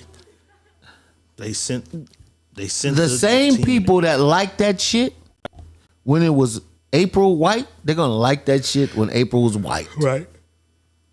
20 years down the road. But I 40 don't know, years down the because road. listen, boss, they see what we do with shit like the chair. They know it's money in our people because we latch onto some shit and we wear that shit out. For instance, the shit I hate the most. Taylor Port. It's $15.99 for a gallon of this shit. It's Carlos Rossi. It's Cisco. Right. It's Thunderbird and Kool-Aid already pre-mixed. You know what I'm saying? Right. But all it takes is one motherfucker on the internet to say, oh, this shit is fire, it had me. And then everybody runs to go get it and it sells out. You can't buy it anywhere. Right. I tried it. I ain't never tried that. I tried it. Somebody I knew had some, I tried it. It was horrible. When you're a liquor connoisseur, because we know good liquors, nigga. We drink everything from the finest tequilas to the best wines. Right. You know what I'm saying? Like, we drink good shit. So, right. So you know what you drink. In the perspective of how good is this shit, it's a 2. It's trash. And Bubba, trash. It's trash, but our people latch on to shit. We do that. So I could see a motherfucker sitting there like Ninja Turtles is coming out because the voices are like Ice Cube, Seth Rogen, a bunch of celebrities. They said we're gonna take it one step further. Take white little April, make her black, and give her dreadlocks. Then they gonna eat it up. And sure enough, that's what it was. Oh, April and the dread. They putting on. That's what we did. We did just that with it. I was mad though. Leave my shit alone. I want white April back. I just think we as people don't know what to latch on to. Mm-hmm. And we'll latch on to anything that's given that we think is for us. And we'll take it and run with it. Camille Gatsby says there's a book about the black consumer and how to appeal to them came out in the early 1900s. Absolutely.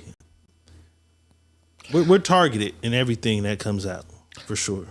Yeah, I think we need to understand as a whole what's going on, how it's working, how it's being portrayed, and then use it for us. Because a lot of us are just looking at things and saying, we're going to take that and run with that. We need to stop running with everything that's given.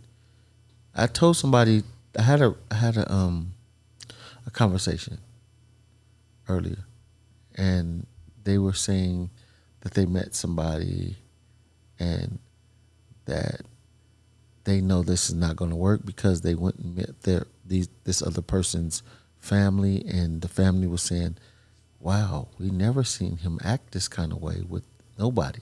So he's putting on an act for you, right? she said that he was putting on the act for her, and she knows it's not going to work, right? Mm-hmm. So I told her, this is the thing. We like what we want. We never like what we need. Absolutely. We see the shit that we need and overlook it because we're still wanting what we want. We need to stop liking what we want and take exactly what it is that we need. We do. It get hard though. But it's not hard. But once we start taking, it's not. Once we start accepting the things that we need, them wants will come so far down the road. It would, but I'm saying in order to get everyone to do that, because we did it last night. Bro came. It was like, when you niggas said y'all was doing the fruit diet, I said them niggas is crazy. This nigga called us crazy. Right. He said them two niggas is crazy than a motherfucker. He admitted it though. Shout out to my nigga. He said, I said you niggas is crazy. Right.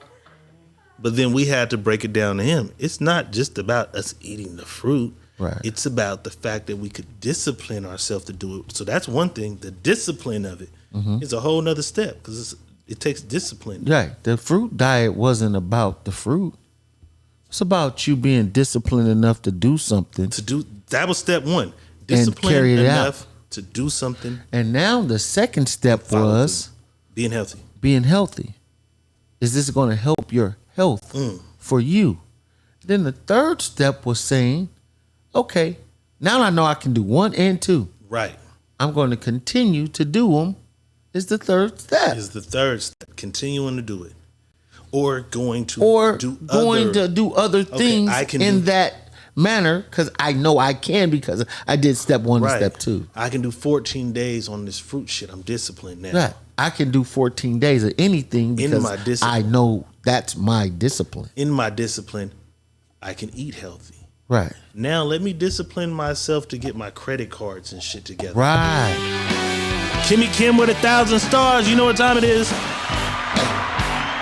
Let's do it. Let's do it. Let's do it. Let's do it.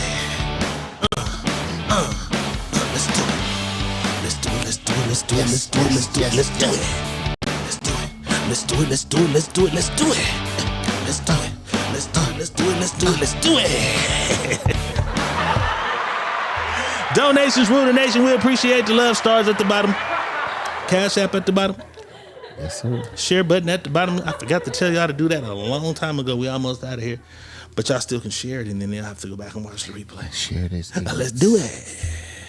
Let's do it. T-shirts coming soon. I promise I'm going to get on that. I've been lagging. Don't matter. I already placed the order. You ready? I did. I already told my guys. Let's do it. Let's do it. So I think coming. We're gonna do red. Just like we got a bunch of people that messaged me like, just like we did the blame the niggas, blame the bitch. So I'm gonna do red, blue, black, and we gotta have black and white though. We gotta have basic black and white. Yeah, that's red, white, black, blue, and gray. Okay, shit. Let's go. So them the colors you guys get to pick from. Let's do a t-shirts coming soon. That's it. Them colors only.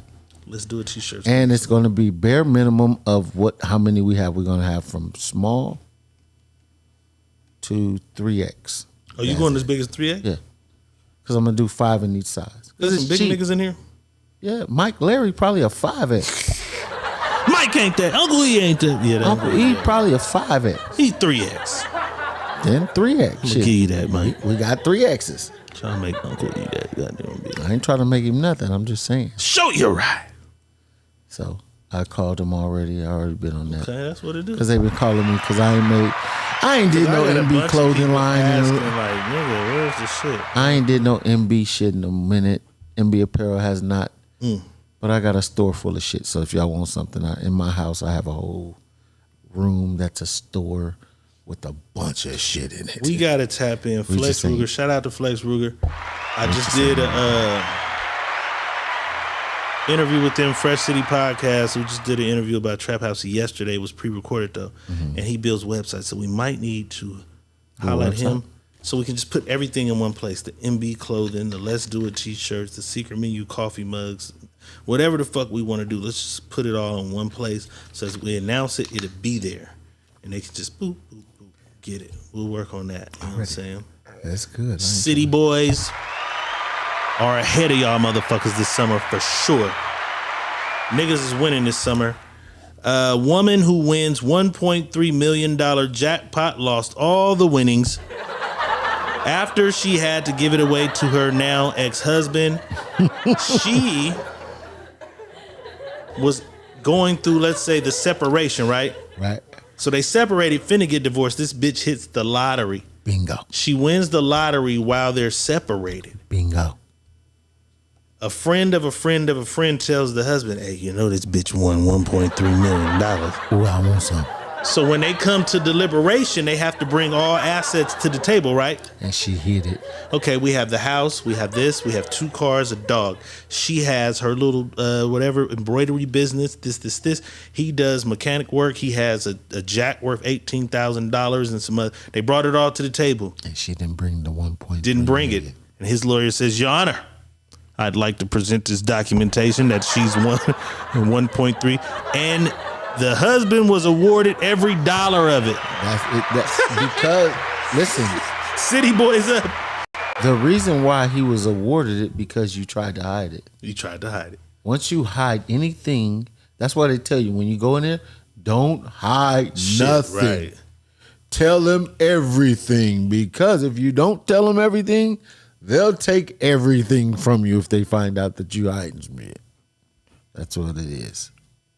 That's it. You just got to let it all be known. And all she would have did was split it. He would have got part of it. Right, he would have got part of it, but instead he got all of it. Because you were Crazy. trying Flex to be just text me right greedy. Greedy. Let me tell this nigga. Is this nigga? Are you watching Flex Ruger? If you watching, you niggas that be watching from the outside. Kill me. Crazy. I just said his name and he text. Come inside. It's okay. You motherfuckers hate to help our views. We see the analytics anyway. It tell us everything. But we understand your baby daddy don't want you in here. We know y'all can't be in here. Yeah, you can. You can be in here. You ain't doing nothing wrong. Tell your baby daddy it's just like watching motherfucking Tubi. That's it. Right. You ain't doing nothing wrong. We ain't pinpointing you out. We don't even talk to everybody in the comments. So, you all right? Let me ask this nigga, are you watching? Because that's creepy if your ass ain't. Because I just did the Fresh City podcast. He builds websites and that nigga text. Bing. He's watching. Let's see. He's watching for a fact. No, he says he's not. All right, shout out Flex Ruger, man. My day one. He brought up a bunch of the old stories back in the day. Chris, all the shit. Damn. He said he think he's in like a mental asylum or something now. Remember him? Yeah, I do. That was crazy. We came a long way. Yeah. He talked about all the times I smoked weed. He was like, it's crazy you don't smoke weed. You used to love the weed. All your raps had weed. So yeah, I don't smoke weed no more. All right, this is Crazy 2 Balls before we get up out of here. Former NFL player and Blind Side subject Michael Orr claims his adoption was a lie. And the Tui family tricked him into signing a conversatorship. This fucked me up. Because this was a great ass movie. Right. I believe these white people really adopted this black guy and pushed him to fight and make it to the NFL. No. And now he's saying it was all a lie. He signed some documents which wasn't an adoption, but really was some shit to own the rights to his life story. They robbed yet another one of us. Goddamn. Robbed him blind.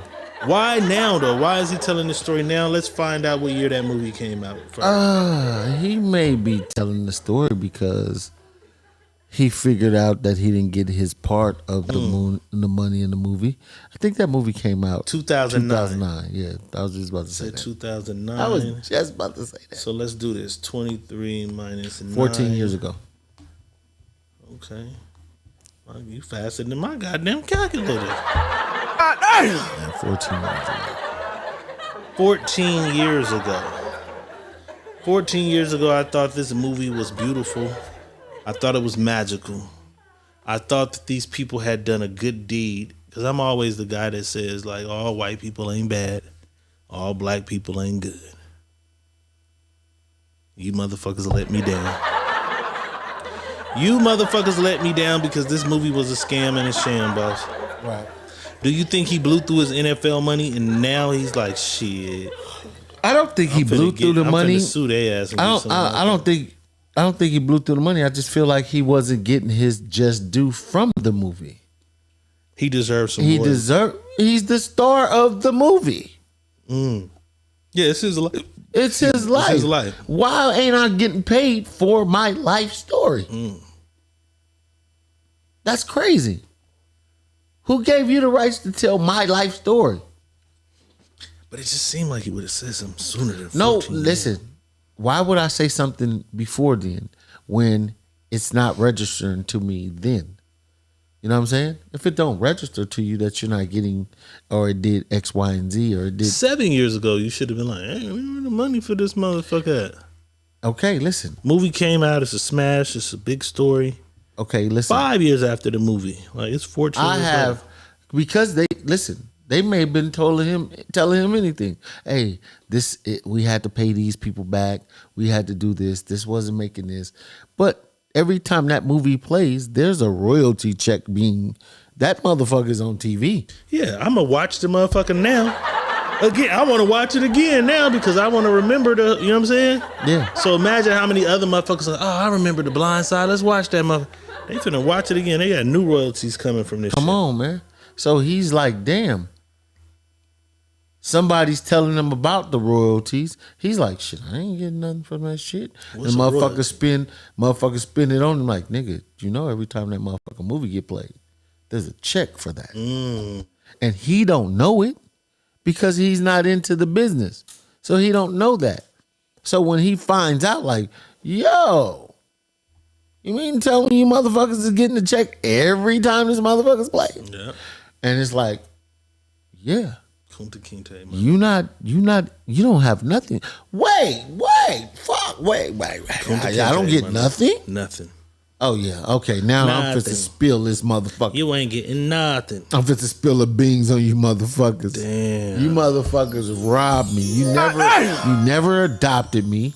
You made me sign papers that said this, that, and third. I never read over it because I believed in you motherfuckers, and you motherfuckers let me down. That's crazy as fuck. I went to the school that you guys attended, and that was probably set up.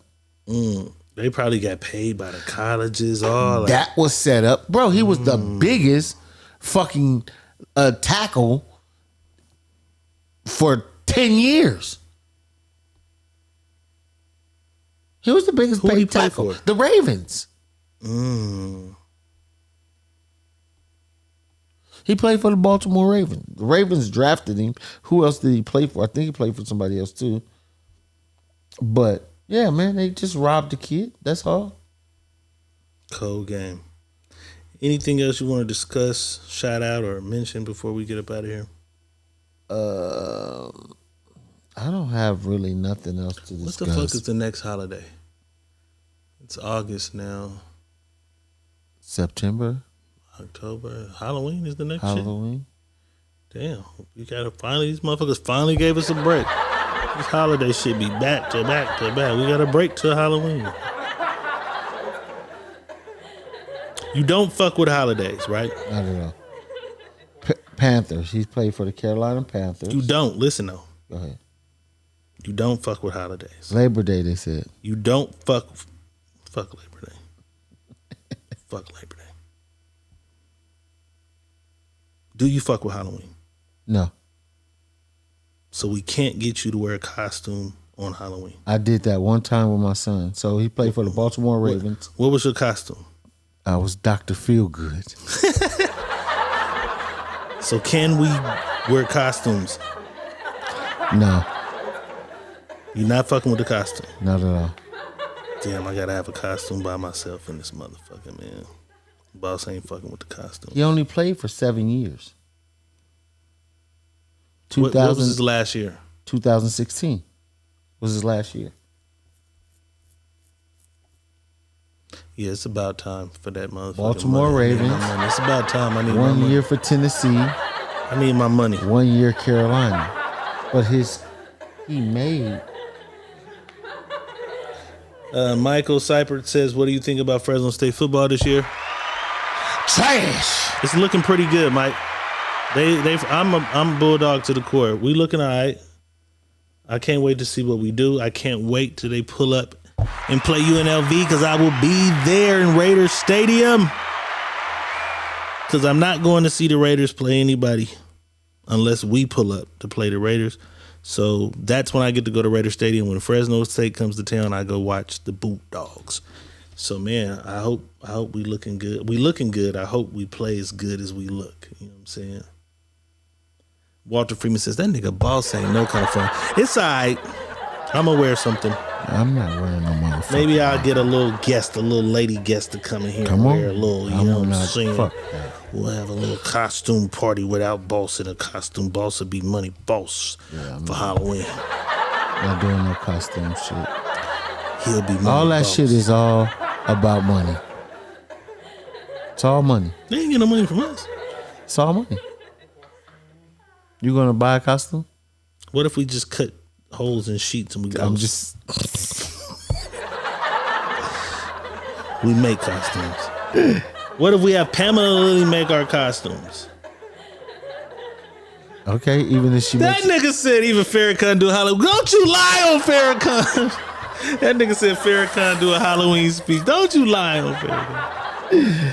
Hey, Pamela says I might be Akasha. Who is Akasha? Pam be saying some shit sometimes, and we be like, who? What? She's very knowledgeable of a lot of shit that we are not. Very. Who is Akasha? Mm-hmm. Who the fuck is Akasha? All I'm saying is it's all about money. It is. That's it. All these holidays is about money. It is. I don't disagree. You know what So I'm saying? I ain't playing they fucking fool. I dressed up probably 3 years ago and I had the most fucking fun I've had since I'm I've not been dressing in up in Vegas. that tomfoolery. This nigga ain't fucking with it. You ain't fucking with it, boss? Queen of the Damned. Ah, Aaliyah? Akasha. Aaliyah. That's who Aaliyah was, right? I don't know. Queen of the Damned. That was Aaliyah, right? I don't know if Aaliyah was that. Maybe. I don't know. Let me see. What the fuck is the vampire movie with Aaliyah? Yeah, Walter, I am about the money, but that shit ain't making me no money. Walt, what are you gonna be? Can we get you to pull up in your costume? Uncle Ruckus. Hey, he'd be a fire ass Uncle Ruckus. Queen of the Damned is Aaliyah. It's Aaliyah. He gonna be Uncle Ruckus. That's her right there. I know it's kind of far away. Okay. Okay, Pam, that'd be a fire little costume. Little vampire. I don't know what I'm gonna be. I got some Walter ideas. said, fuck it, get exploited one time. No, thank you, brother. Goddamn, Walter. See, you had to add that. No, thank you. You had to add those words. You're not exploiting me. Okay, he Fuck said he you. already did Uncle Ruckus in 2018. Well, do Uncle Ruckus every year, motherfucker. Make it better every year. Walt, you should be, we're gonna kick your fucking ass. From House Party. Be that nigga. Damn. That'd be a fire what costume. Was they name? Full Force. Full Force. Yeah, be one of the niggas from Full Force. The little nigga that said that. That's who he gonna be. We're gonna kick your fucking ass. Damn. He said I'm going to be. You know what? I ordered a Show Enough costume last year that never came. Show Enough. Be careful where you order that motherfucker from. because my Show Enough costume Show Enough never came. Y'all can look at me and see I'd be a fire Show Enough. That motherfucker was gonna be fire. I was a pharaoh one year. Show Enough. All right, boss.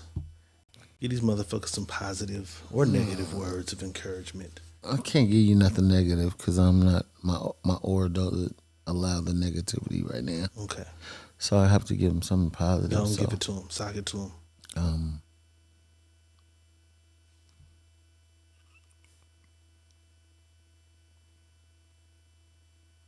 Each step you take, it leaves a footprint from where you started from. When you leave that footprint, you can always go back and look where you started at. Remember, the further you get away from where you started at, the better off things are happening for you. If you can turn around and see where you started at, you have not done shit. You're standing in place. So remember, no matter what you do, keep stepping forward. Don't never step backwards. Don't never stand in place. We always want to go to the furthest part away from the first step we took. Because that means we're advancing. So keep the advance in you to keep advancing so you can get to a better place for a better you.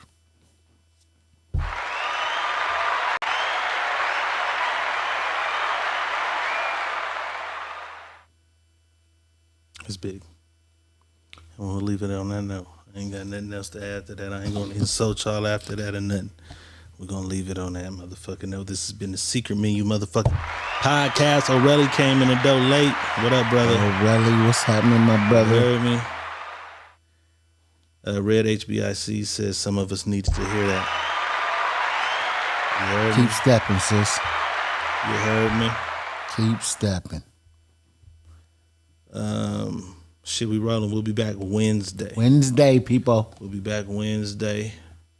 It's on and cracking. Friday nights is the sneaky link. Sunday night. That's the new schedule right now because I got a new schedule. So it's Monday, Wednesday, sneaky link, Friday, and then secret Sunday service. Sunday services on Sunday. So we 4 days a week right now. You know what I'm saying? Yes, sir. Felicia Riley. We didn't even see you come in. But good night to She you was in too. here for sure.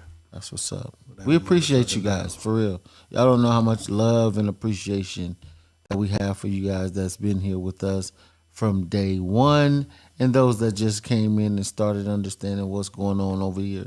We appreciate y'all. We love y'all. We care. Dearly. We are pushing. We are pushing. And this is what we're pushing for. This motherfucker growing. Yeah. I said it. I don't think I said it on here. I think Sunday I said it in service. Sunday service. Yeah. But I got a message that was pretty good. Somebody saying that, Secret Menu was helping her with her relationship. You know what I'm saying? And y'all laughed at that, though. And that's all that, but that's all that matters. It's just one. So somebody really, I won't go into the details of their shit, but they was like, I just want to let y'all know that y'all are helping us through this relationship. You know what I'm saying? It changed my perspective on some shit, and it's helping me work through my relationship with some of the shit I got from y'all. So I had to send it to boss, like, look, bro, this shit working. You know what I'm saying? It might not work for everybody, but it's working for some. One at a time, you feel me? That's all we trying to do. You heard me? Secret Menu motherfucking podcast. We have been nominated for a Central Valley Award, Central Valley Music Awards. How they shit every year. This year they have the best podcast category. I didn't know nothing about it. Me neither. They hit me. I was nominated for some rap shit, and they was like, yo, can you send us the Secret Menu shit? And I'm like, shit, what's up? It's like, y'all been nominated for best podcast. And that's crazy because we ain't even been up a year. Right. You feel me? We ain't been up a year yet. Right. So I'm like, yo, that's an honor. I sent them the shit. So what we gonna need y'all to do is go vote. When I get the poll, the shit, go vote for us. You know what I'm saying? We have not been up a year. But it's all good. Listen to this. I want y'all to understand this.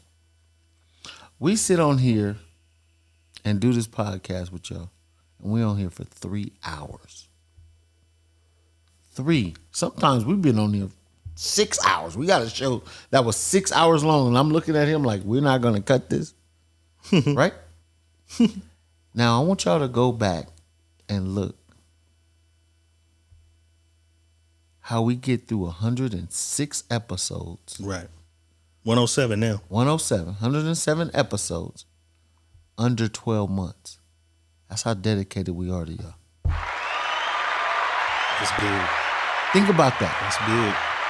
3 hours. Hard work and dedication. Per episode. It's 107 so what episodes. Is that? Multiply that. You feel me? Multiply that. 107 episodes. 107 episodes. Yeah, times 3 hours. That's minimum. 321 hours we've given motherfuckers. More than that, because we got some shit that go way longer. Right. I just said we got a show that's 6 hours long. And we saying 107. Sneaky Link is at 6 by episodes. Itself. Yeah. Then we have we have a couple episodes that are 2.5. You know, because it was fucked up. And 3 hours. It was a half hour, an hour and a half here. So it's a bunch of 2 episodes. hours, 3 hours there. But and there was the Ghost episode. I think episode 32 is back to back. There's 2 episode 32s because I fucked up and didn't. You know what I'm saying? So what I'm saying to y'all is, this is how dedicated we are to you guys, because we know that some of y'all need this, and just like we need it. We need it, yeah. Just like we need it, some of y'all need it, and we want to be here for y'all, and we want to give y'all the best advice and bullshit with y'all sometimes as well. But we want to give y'all some of the best advice y'all can take with y'all, and whatever it is that y'all get out of that, run with it, take the pieces that fit you, throw the rest of them away if you have to. But we want to do this for y'all, and that's why we do it. Without a doubt. We love you, motherfuckers. This has been the Secret Menu Podcast, and on that note, you know what I'm saying, we're going to end it. Since we love y'all, we're going to end it on this note, man. Rest in peace, Magoo. Rest in peace, Aaliyah, man. Love to love ya. Love ya. Hello. Female, looky here, I'm Chip, you there. Let me get one kiss, just don't go tell. You so absurd, I thought you heard. If you don't know, the bird is the word. It's the bird. The bird is the word. Hook me up with your girl, CC. Female, looky here, I'm Chip, you there. Let me get one kiss, just don't go tell. You so absurd, I thought. The Secret Menu Podcast with your hosts, Diego Red and Money Boss. Brought to you by Rebel TV, the Rebel entity. Live from the West Side and worldwide. Real ones know what's up. And if you don't, you get the point. Tap in. It's the Secret Menu Podcast.